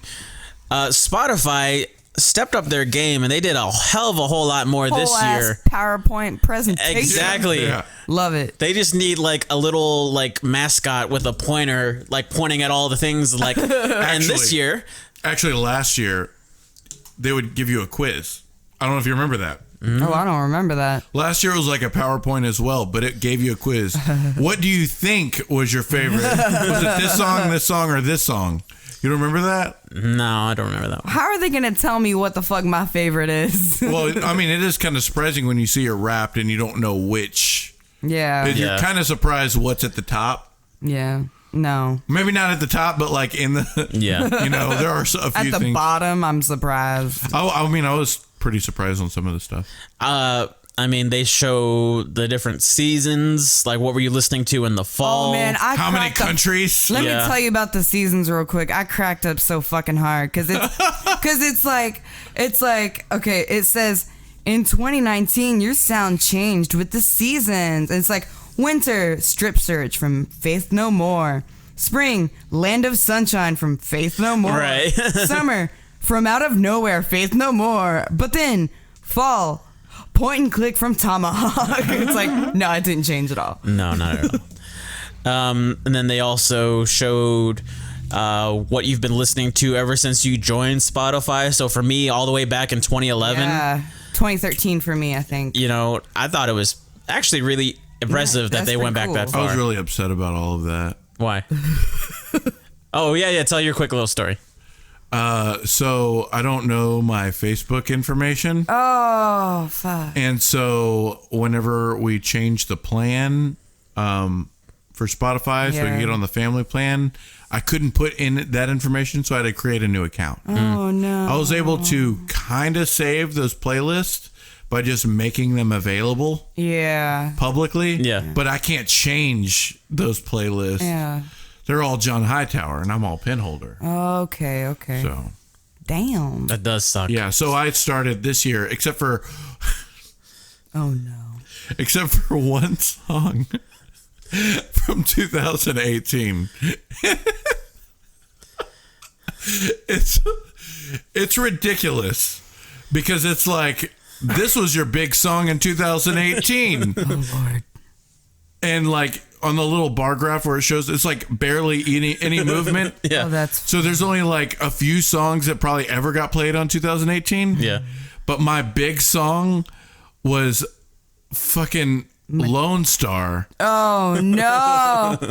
That Baby I'm a Maze? Yes. That's fucking... Because you covered it. You had to listen to it to cover it. That's fucking hilarious. I probably listened to it once in 2018. But it was the most. I don't know why I did that either. Well, we know. Well, You did that cover a few years ago. Yeah. That's fun. Years ago. All right. So who wants to start off? I'll start off. Okay, so my top artist, no one should be surprised. Faith No More is number one. I spent 205 hours with them. Next we got Tomahawk. Then we have Lana Del Rey. Of course, she's going to show up in my top 5 because even if I'm not listening to her new album, I'm listening to Ultraviolence. 4, we've got actually just Mike Patton as himself. And then 5, we got Mr. Bungle. So 4 out of 5 Mike Patton projects. Wow. All right. I'm not shocked at all. And then during the World Citizen thing, it was listen to artists from 26 countries, including Björk from Iceland, Hozier from Ireland, Pink Floyd from the UK, and Ghost from Sweden. Nice. Yeah. That was another cool feature. I like that. Yeah. From America, it showed me Ariana Grande, and I'm like, you could have literally showed me anybody It else. showed me Lil Nas X for fucking hilarious. United States. Should have showed me that. I did listen to the song a lot. It's actually a good song. Did y'all, that part was like genre fluid? Genre fluid. Yeah. That was fucking funny. I cracked. That sent me. But my genres were rock, pop, alt, metal, art pop, and dance pop. That loved these songs the most. Helpless, Faith No More, Land of Sunshine, Last Cup of Sorrow, Smaller and Smaller, Midlife Crisis, and The Real Thing, all from Faith No More. I discovered 123 new artists, and I vibed most with Imani Coppola. It says I spent 8 hours with her, but I feel like it was more. 2015, I listened to 19,142 minutes. 2016, I listened to 17,042 minutes. Oh, that's crazy. 2017, I listened to 23,423 minutes. 2018, during the 365-day album a day challenge, it was 35,913. And we brought that down by like 5,400 in 2019. So we have 30,503. So every single one of my years is like half of your years, pretty much. That's pretty crazy. In my decades, my top song in 2013 was Eyes Without a Face from Billy Idol. And my top artist was... I covered that one too. You did good. My top artist for 2013 was The Decemberists, only because of the album The Hazards of Love. A girl showed me that, and I was like, yup, love this. You know how it is, Niko. A girl shows you a thing, and you're like, I love this.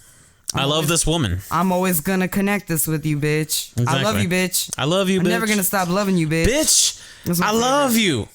It's one of my favorite songs. 2014, my top song was Don't Dream It's Over from Crowded House. It's on my like post-therapy playlist, super chill song. It's that, hey now, don't dream it's over. Yeah. It's almost as bad as Africa from Toto. My top artist was Lana Del Rey of 2014. Was that when it all started? Yes, actually. Wow. Yes. 2015, West Coast from Lana Del Rey was my top song, and Lana Del Rey was my top artist. 2016, Fairly Local from 21 Pilots, which is also my top artist that year, was my top song. 2017, Summer Bummer by Lana Del Rey, and Lana Del Rey was my top artist again. 2018, Mercury Retrograde from Ghostmane was my top song. It's a good Ghostmane. fucking song, man. That horrorcore. Right. Lana Del Rey was my top artist yet again.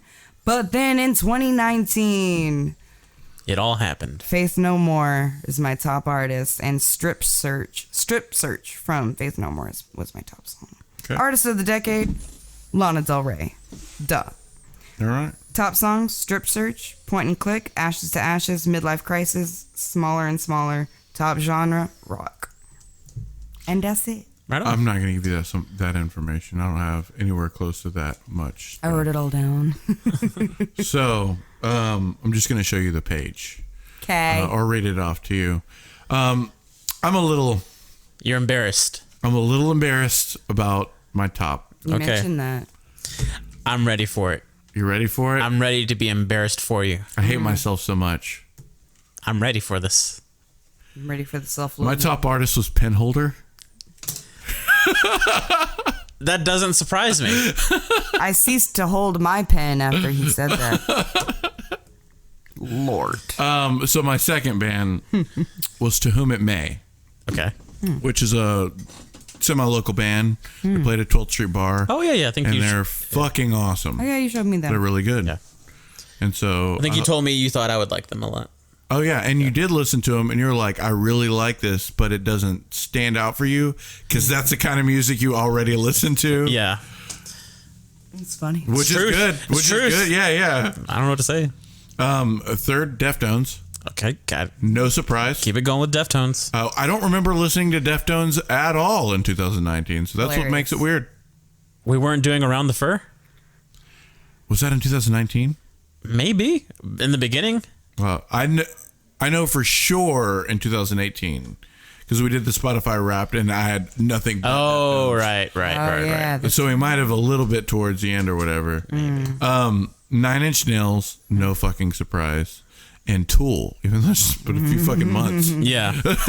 Once they released it all, you just took it all in, man. Yeah. A lot of great albums were released this year. Yeah. A lot of people Even like. Korn. Korn did really good Chelsea this year. Wolf, she came out with an I haven't album. even listened to it. You should. I like Chelsea Wolf. It's a lot of good. My top songs were XXVI Crimes of Love from Hurotron or something like that. It's electronic music. Uh-huh. I don't know how to pronounce the name. I never heard it said. It's like Roixop.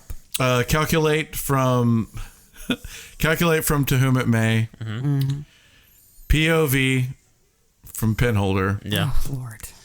Just Can't Right Now Oh. from Penholder. This is where it comes in. I can't right now. And Lie from Blacklight Burns. Oh, yeah. Top genre, alternative metal. And it was really cool to find out that I really jived this year with Penholder. You know what Spotify is telling you is what I've known all along. Hilarious. You love yourself. That's all I think. But you know what? You should. You should love yourself. So I didn't just get a Spotify Wrapped for myself. My Spotify artist page got a Wrapped as well. Oh, okay. Sweet. And so Penholder got 771 streams. Most of them probably me. Some of them are me. I would put that shit on. Probably man. 2 of them are from me.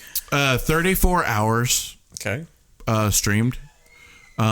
79 listeners, so that means at least 78 other people. Yeah. Thank God. And 24 countries. Oh. And 800% in Australia. 800%. Yeah. And From the year before. 800% more. Yeah. I'm like, wait. That's not even a real number, man. 800 is not a number. 100 is the highest it can go. 800 is not a number, man. So yeah, that's what I got for Spotify Wrapped. All right, man. Very, very impressive. And but Lone Star can't forget about Lone in Star. 2018. So Fucking I got that. hilarious. The only country song. All right. So real quick, I want to knock this one out early.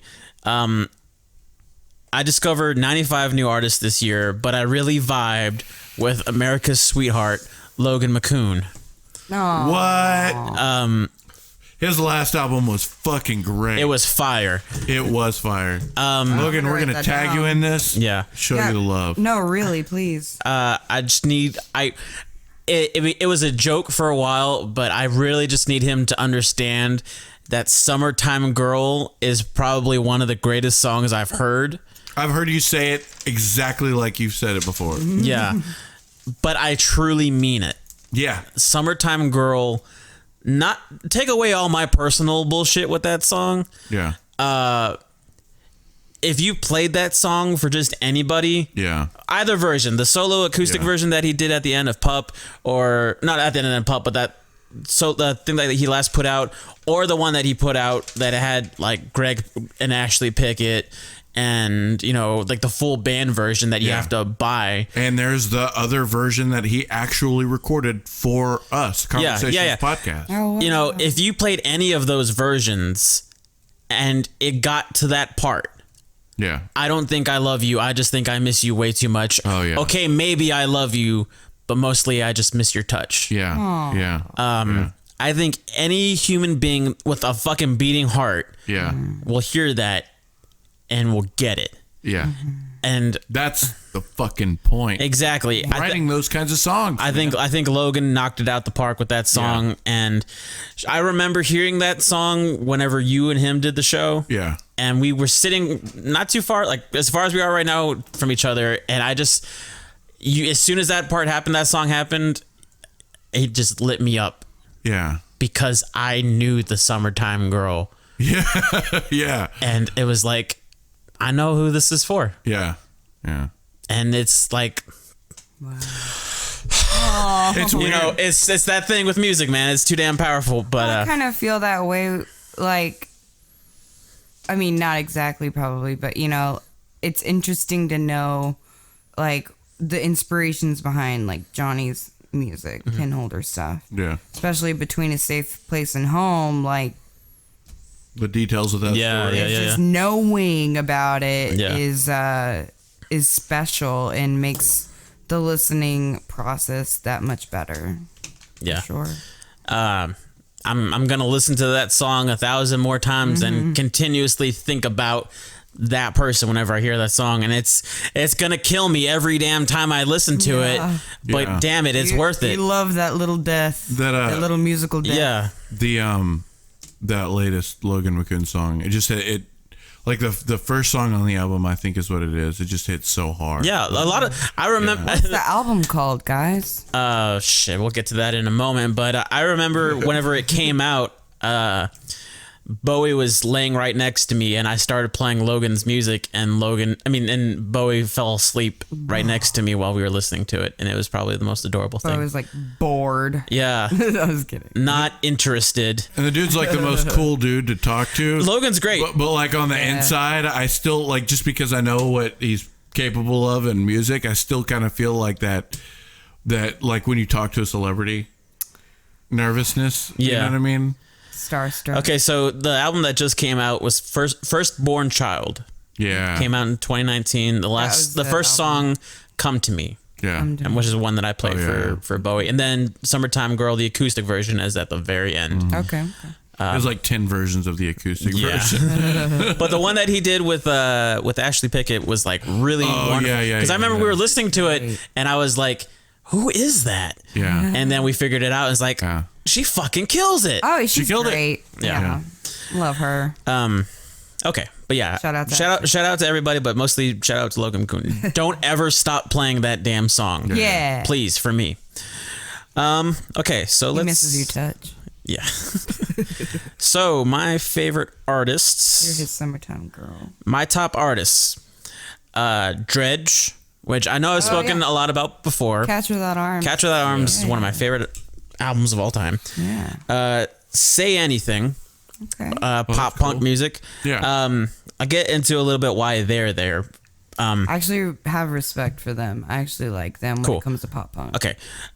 More pop punk, Taking Back Sunday. Don't know why they showed up, but I love their music, so I guess I it makes remember sense. you were showing me some stuff because I was Oh, going yeah, to do yeah, the yeah. emo night. Yeah, you're doing emo. And which ended up being Goth night. goth night. Yeah. Or no, that ended up being the fright night. Okay.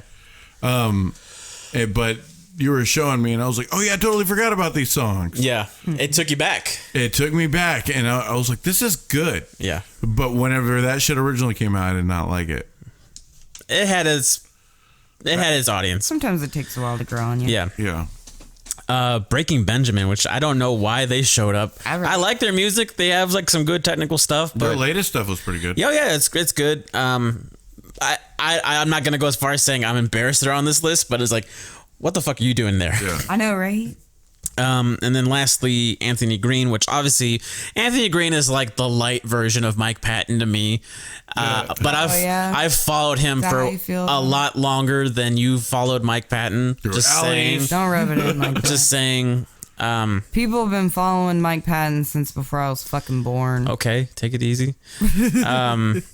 And my top songs are all songs from Catch Without Arms by Dredge. Yeah. So what I'm going to do is I'll do what I did last time. Last year, Seven Dust All I See Is War came out, and all of my top songs were Seven Dust songs. Oh, yeah. So I don't want to do that. Got that shit on repeat. Yeah, exactly. And that's what I did with Dredge. Because I remember actually, and this is something I don't know if you guys ever take into account when you listen to music. I'll use music sometimes to gauge time. Yeah. So whenever I'm at work, I know that Catch Without Arms is like a good 50 minutes. Right. So I'll know, okay, by the time Zebra Skin hits, I need to be doing this.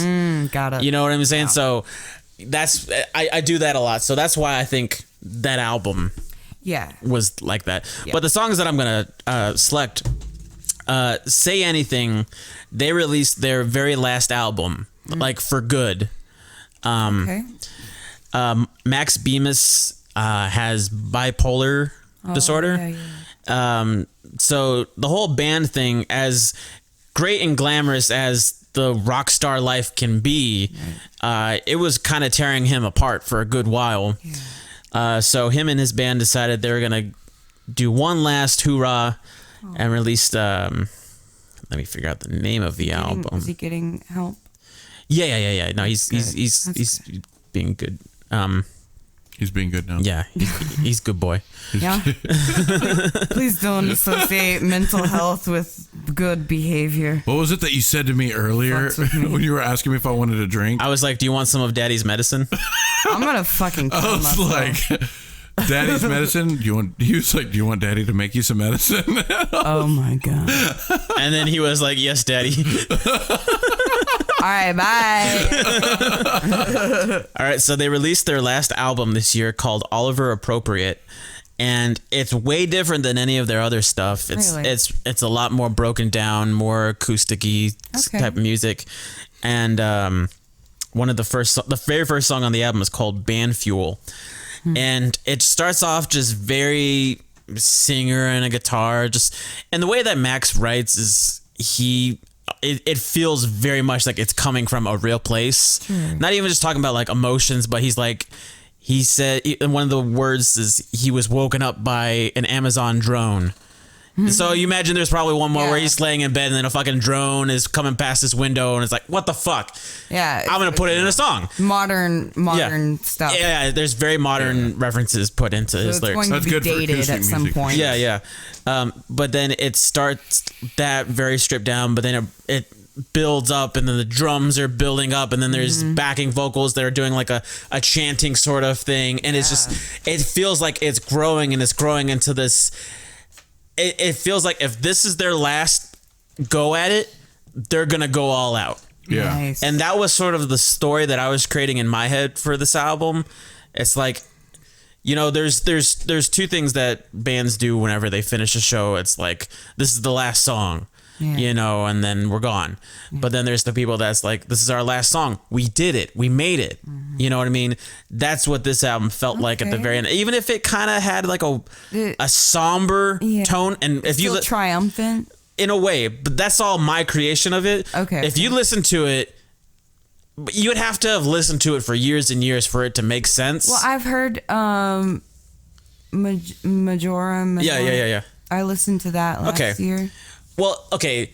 I'll send you a couple songs and just keep for in mind. Yeah, but no, from this album. From that. What is it? Oliver Appropriate. Okay. And just keep in mind to keep it with the thought of this is a band that's been doing it for so many years and it's finally done. Okay. It's finally over. Right. Max can finally be happy. Swan song. Yeah, 100%. Max Bemis is gonna go be with his wife and kids and actually get to live his life that he always wanted to live. And get some help. Yeah. That's good. After that, a big song for me, Disorder by Joy Division. Nice. And I give all the credit to you. Of course. Thank you. You posted a really silly video of the Addams Family dancing to Joy Division Disorder.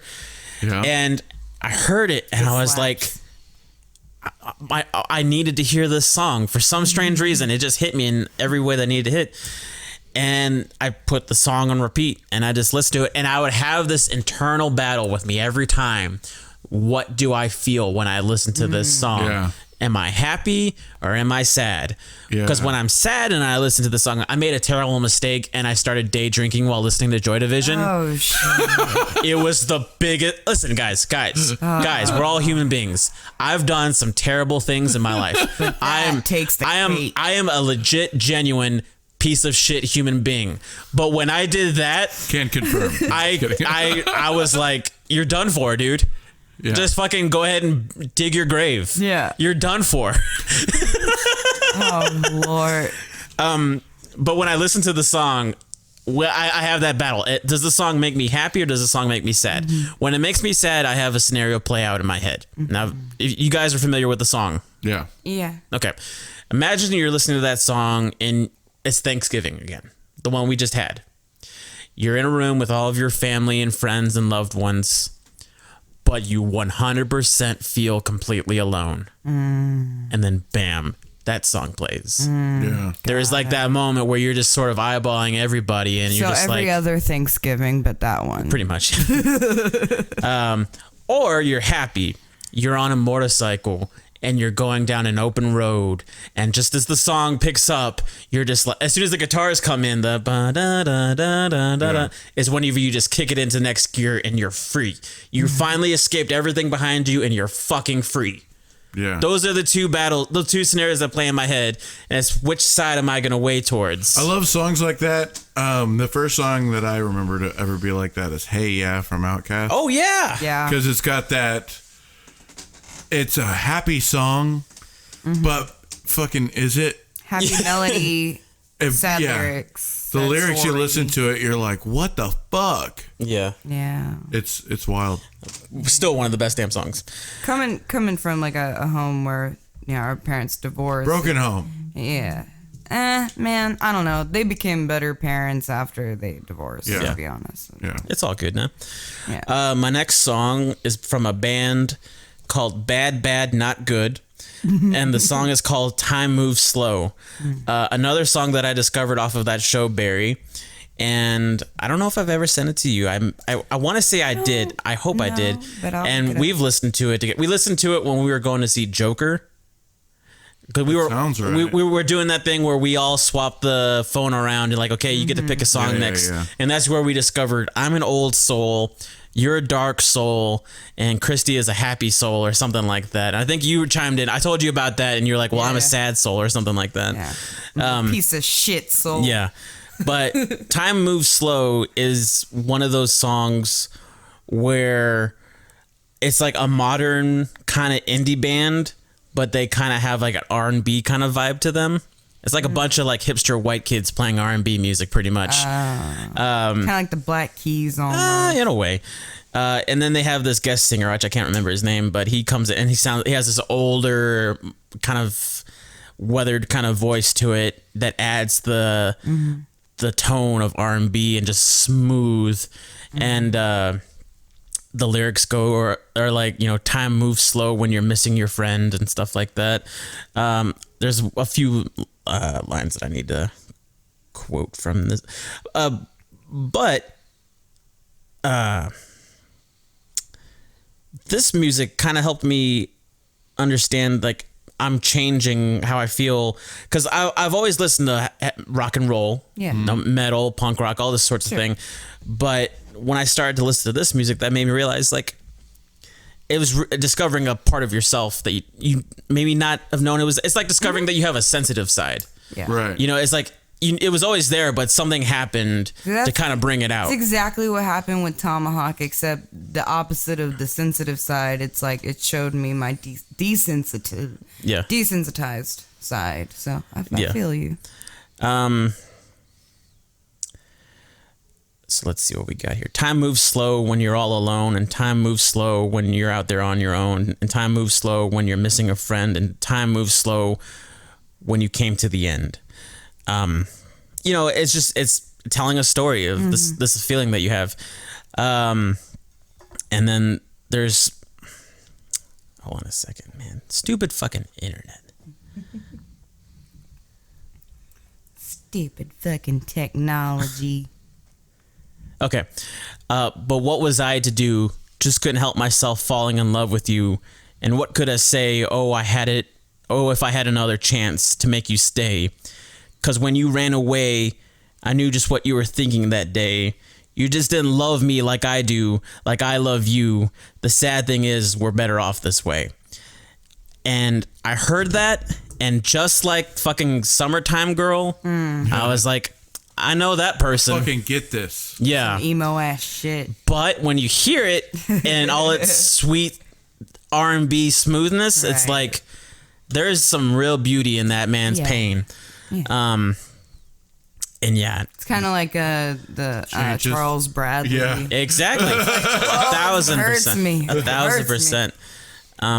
It hurts to listen to that song, to this song It hurts sometimes. so bad. But Hurts. you know when you just kind of force yourself into that place, and it's like, you know, like I'm kind of in this situation right now where I'm hurting from something. Well- Hold on a second. Sorry. Yeah. I'm in this situation where I'm kind of hurting from something, and I know it's stupid that I'm doing this, but every time I hear that, the sad part is we're better off this way.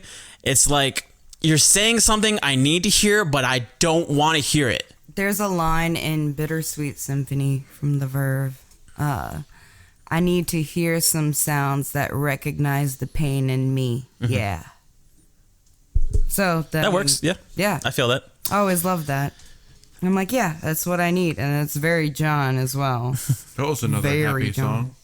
Huh? That was another happy song. Bittersweet Symphony. Yeah. They got in trouble. Yeah, they over got- that. Did they really? They got Yeah. sued by Rolling Stones. Why? 'Cause- Rolling Stones. Wasn't it Rolling Stones? The original music to that song. That's like some old classical shit. No, I think it belongs to Rolling Stones. What? Look it up. If you look into it, I think that's what it was. Don't give me them skeptical hippo eyes. Anyways, so after that, Queens of the Stone Age made my list. You Think I Ain't Worth $1, or The Millionaire, or whatever it was. I like on the album version where it's like a radio station. Oh, yeah, and yeah, it's yeah. like changing through the stations or whatever, and then the drum beat, fucking Dave Grohl. They've done that with the. So they Yeah. do that with the radio station stuff. Like they did that on No One Knows. At the end, it's like some Spanish. Yeah. It was the whole album was like that. The whole album, Whole according albums like that. Okay. according to Josh Homme, is a concept album of going through the radio from the drive from Joshua Tree somewhere Okay. to some Yeah. other place. California, right? yeah. Yeah. I love that song. I mean, just because, what I said before, it have like this cool little intro radio station thing. Yeah. The guitar tone during that it sounds so great. And then it's kind of lo-fi at first, but then it explodes into the full to the that bass player that I was talking about who screams a lot. Yeah. He's just going crazy. I don't know what he's saying or what he's even talking about, but give me some more. give me some more. Yeah. Yeah. It's just so great. I love the intensity of it. It's one of those songs that makes me move. I think I had it on a playlist back when I was working out, and that was on my running playlist. Oh, that's good. When you think about it, it works as a running song. Give him some more, more feet. More stamina. More feet of running. I don't know. And then last was the song that I talked about already, Logan McCoon, Summertime Girl. All right. I'm not done yet. Oh, he ain't done yet. We're about 5 hours in. All right, I'll try and make this quick. So crazy enough, back in 2015, I listened to 23,042 minutes, which is the longest time that I've had listening to music. 2016, 13,774. 2017, don't know what happened, 11,931. 2018, 12,324, and this year we came back up to 17,665. Don't know what happened. Podcast man. In 2011, my top artist was fucking Anberlin. What the hell? And my top song was Paper Thin Hymn.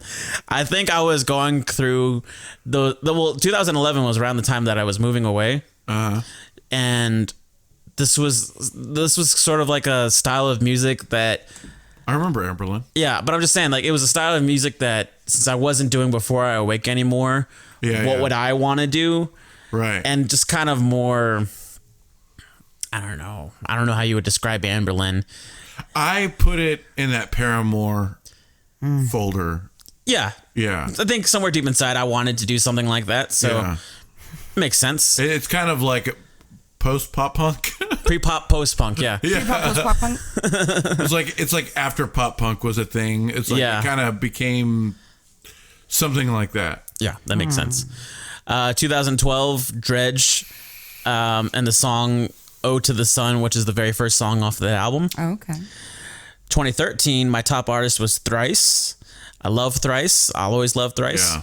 And my top song was a song called "Smother" by a band called Daughter. It is just Daughter. Okay. It's probably the saddest song I know. I mean, some of the lyrics go, "I'm sorry if I smothered you," and it's like, oh shit, that's a little. That hits close to home. I'll send it to you if you really want to dive into that shit. Oh, I don't think I can. 2014 top artist was Dredge. Top song was "Smother" again. Those are during the sad days where you just put that sad shit on repeat. That's why Lana Del Rey is my artist of the decade. Yeah. 2015 Dredge. Top song, "Sweetest Kill." Oh yeah, that's good. I Thought You Were the Sweetest Kill. I love that damn song so much. Thought you were the sweetest kill.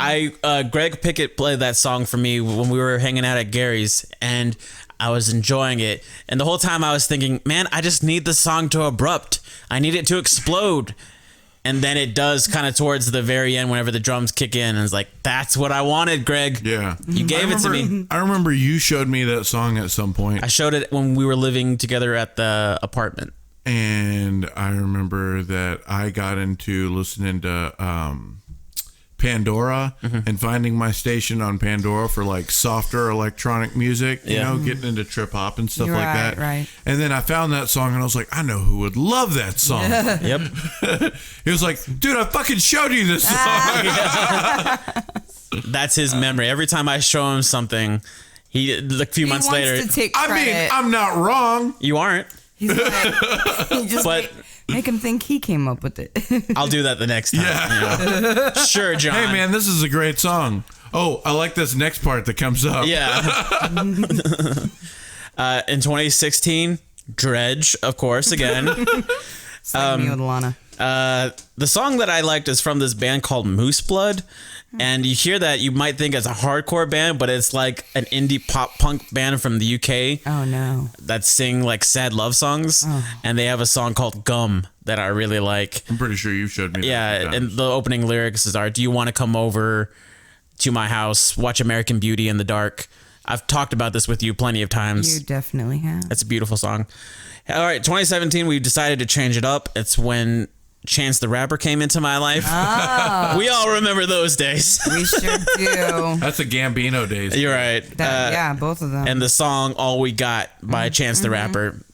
Play that song. That should makes you just like, I don't know. Whenever I end up in feel so some good, don't you? some induced coma, play that song. It'll wake me right up. 2018 was the year of Seven Dust and All I See Is War. Yeah. That was a big one for me. Like, still to this day, I'll just revisit some of those songs and be like, this was fucking it. And their song "Unforgiven" off of All I See Is War. Great fucking song. Very, very well made. And then 2019, we ended off with Dredge and and "Ode to the Sun." But this is what I was talking about, how I used that album as a way of gauging time. Yeah, of course. So that's why it's kind of silly to me that it's there. But it's like, I love this band so much. If I could create my own band that I'm in it, I would create Dredge. Because everything about it, it's artsy, it's creative. The drummer is very chaotic, but in a cool way. Yeah. But he has control of himself at the same time. Yeah. But if you watch him, you're like, this dude's gonna like fucking fall off his drum set. He's going so crazy, but he's really good. That's cool. Artist of the decade, Dredge. Let's see what else we got here. I listened to 7,665 minutes. My top genre was emo. I don't know how the fuck that happened. I mean, nothing but sad songs. I mean, it's kind of on brand for you, Miko. We're all subject to that. Yeah. I mean, me especially, though. I mean, Lana Del Rey is my artist of the decade, and while she might not fit in that musical genre, It's emotional as fuck. it's still pretty fucking emotional. I was very gender fluid. I listened to emo, alternative metal, modern rock, and pop rap. Pop rap. Which is where that Chance and Gambino showed up. See, when you got into that, I was starting to get into Vic Mensa. Oh, yeah. I got Vic Mensa on here. Oh, really? Because you showed it to me. Yeah, Vic Mensa's good, dude. And yeah, I guess that's as much as I'll go into with my 2019. Spotify Rap 2019. Get Wrecked 2020. Dirty 30. All right. I know it's getting late. It's way past Johnny's bedtime, but... just over these past 10 years, because another thing that Spotify did was, it showed what we've been listening to for the past 10 years and everything like that. Just 1 year. Because we're coming to the end of a decade. Yeah. That's a big deal. We're about to go into them 20s. And, flapper dresses, man. I can speak for myself, and I'll obviously ask you guys this, but like when I started in 2010, which was probably, just as I was rearing the end of my homeless days and deciding to move and get fixed up that way. I wasn't listening to really a whole lot of music, really, because there was nothing really available other than what I had, and what I had wasn't much. Right. And this was before the days where like I needed to fall asleep with headphones in. Right. So really it was just silent for so long. And then probably part of living in Michigan, what I needed to do just to sort of clear my mind with some of the stuff that I was going through was discovering music and listening to new music. I really don't know how much Spotify I was using. It says I was listening to Spotify back then, but I really don't remember it. Yeah. I know I still had my iPod and I was listening to my iTunes playlist from forever. We didn't know what Spotify was gonna be. Yeah, exactly. Yeah, right. But there, back then we were coming off of the end of Before I Awake, which those days were hard rock, metal, Chevelle, Deftones, Mudvayne, all that stuff that we were really big into. But it really grew. Yeah, I feel where it changed was whenever I moved back to Huntsville, and I was walking back into this whole thing expecting everything to be the same. But really, everything was so different, and it just kind of caught me off guard and kind of did something to me emotion-wise. And I don't know, it just sort of opened me up to some different music to express how I was feeling, where I would start listening to bands like Message to Bears, that stuff that I would play when we would go on our walks through the woods.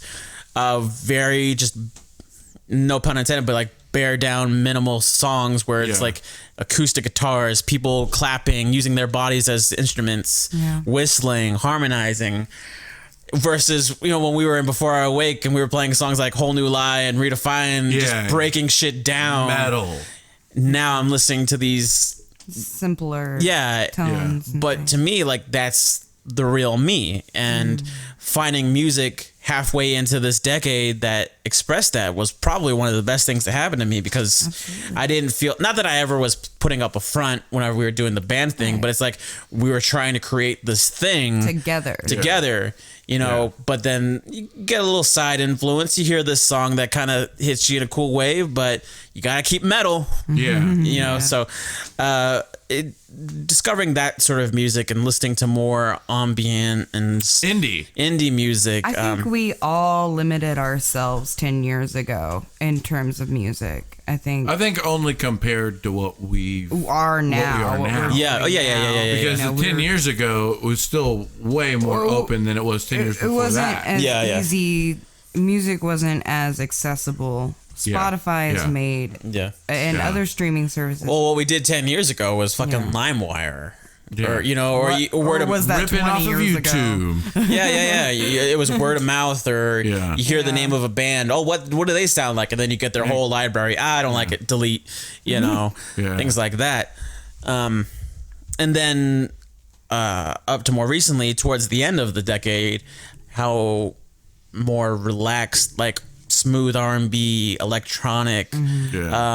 They bring shit from the old days, and then they revise it. Still growing and still changing it up after all this time. So, whatever. I mean, obviously we're gonna get wrecked 2020, Dirty 30. Get wrecked. But shit, man, we're gonna be introduced to a whole new decade of music, a whole new decade of artists, which is scary to think about doing this shit all over again for another 10 years. These podcasts? No. I'm just saying, like, it scares me. Experiencing and witnessing new eras of music. I mean, fucking William Eyelash just exploded out of nowhere. Yeah. And like, man, and people her eat voice that does shit not up. match her fucking style at all, and it bugs me. I've said this before in private, but I'll go ahead and say it on the air right now. She sounds a lot like DJ Cthuchainz. Kind of, yeah. Her as a person, I think she's like, I think she's a garbage human being. Whoa, what?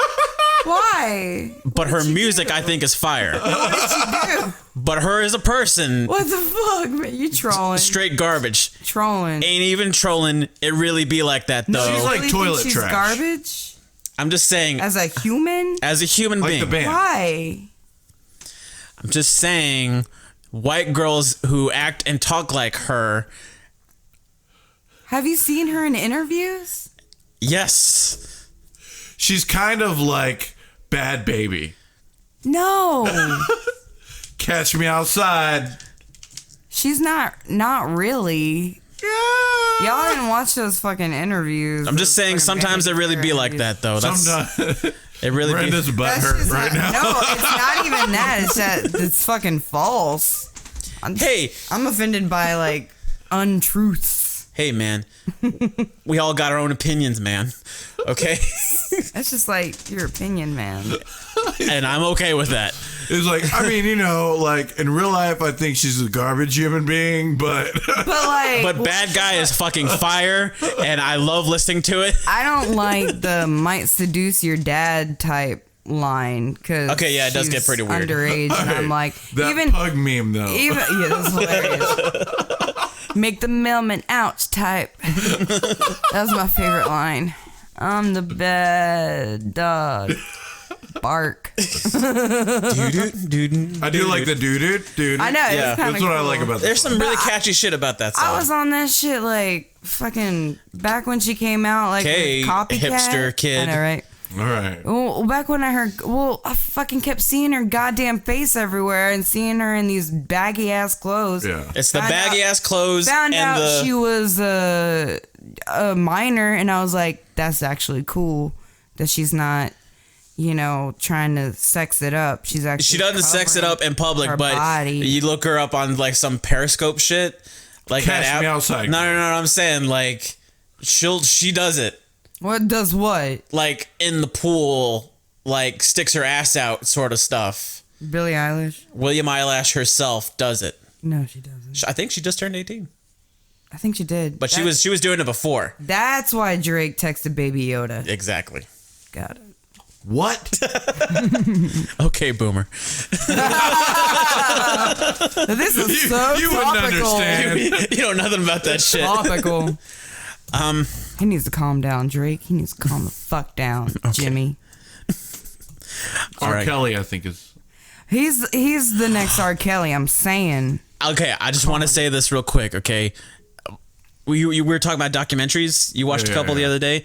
I watched Leaving Neverland not too long ago, and talk about a fucking bummer of a fucking documentary, man. Like, Surviving R. Kelly is pretty hard to watch. But I didn't it's see important. Surviving R. I haven't seen that one yet. I heard it's pretty crazy. But walking away after watching Leaving Neverland? Leaving Neverland. Leaving. Yeah, Neverland. That's a Johnny Depp movie. I was like, sure. man, I feel sorry for these kids. And then I watched the After thing that Oprah hosted. Yeah. And like the dudes were like straight up just crying in the middle of the thing. And I'm like, oh my God, I just feel crazy. Sorry for these actually dudes. didn't watch It was terrible to watch, and you felt really crazy. It'll wreck your day. It wrecked your whole day. Well, But- 2020. how it But- is. He still made Thriller. Greatest fucking album of all time. I mean, I Believe I Can Fly may have saved my life. legit. But Thriller? Whoa, But I can't. The Closet fucking series? No, I Believe I Can Fly. Are we trying to give that some credit?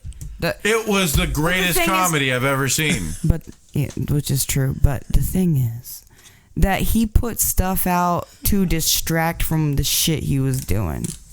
All that great shit that he put out. No, it's not about that. Well, it's about keeping the money. And keeping the fame and keeping all the love from people. He put out I Believe I Can Fly after doing some shady fucking shit. He put out another thing. It worked. After doing it fucking did. But now we're fucking muting R. Kelly, so that's it.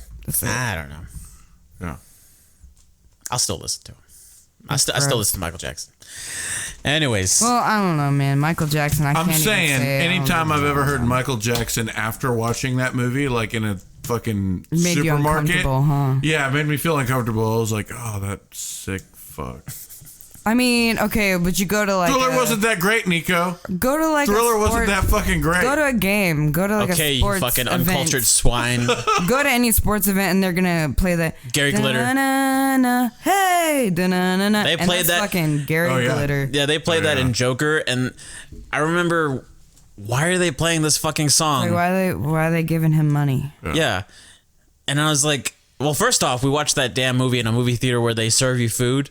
So our fucking waitress was walking right in front of us whenever Joker was doing his dance down the stairs. And way to fucking ruin the moment. I mean, yeah, you're serving me like my 5th drink of Dos Equis and my 2nd pizza. I know I put my little card up so you could see it, but don't get in front of me. Don't ruin my fucking did moment. Push the button, but still. Oh, it has buttons. Yeah. At the Alamo Draft House, they have like, you just put the cards. Yeah, well, dude, I miss fucking ponchos where you'd put up that little Mexican flag. Oh, man. Every restaurant should have one of those. For real. And they all bring you sopapillas, no matter what kind of restaurant it is. I don't care if it's Greek. But that queso would give you diarrhea. I sure fucking would. All right, guys. Well, this is great. Thank you for having me on the cast. It was great. Thank you for having me. Thank you for having me. It's real nice to cast smoking here. Anyways, we can wrap it up, guys. This has been great. I can't wait to do it again. Wait, real quick. Favorite song that you discovered this decade? This was already a set. Oh, wait. Favorite song that... Spent 2 hours on this already. No, just one. Just like... One song that just really fucking stands out. Changes by Charles Bradley. Okay. Johnny? I'm going to have to go with... God damn it. The whole fucking decade? Mm-hmm. It didn't have to come out this decade, but you had to have discovered it this decade. Anything from Mustard Pimp. I can't think of a song right now. Yeah. Okay. She's so good. I would say The Devil and Midnight by Nitin Sawhney featuring Yolanda Cordy. The most Delta blues shit you'll ever hear in your fucking life. Great song. I'm going to send it to you because of the emotionality. I'm going to send it to you because of the emotionality, because y'all some emo-ass bitches. Really am. I'm all about that sad life. Y'all are really about Do you even sad frown, though? If you're a Chola, your name would be Sad Girl. Yeah. I'm a sad You have the girl. teardrop. I don't want the teardrop. Lana thinks she's you have Chola sometimes. The drawn-on eyebrows, like... Yeah. Looking sad. I'm gonna like try to find us just a picture of that girl from Rambo Last Blood to send to you because it was way too stereotypical. It was too funny. I'm like, this is racist. I believe it. Anyways, guys, this was great, and I'll see you guys again in 10 months. 10 months. Good night, goodbye, and good luck.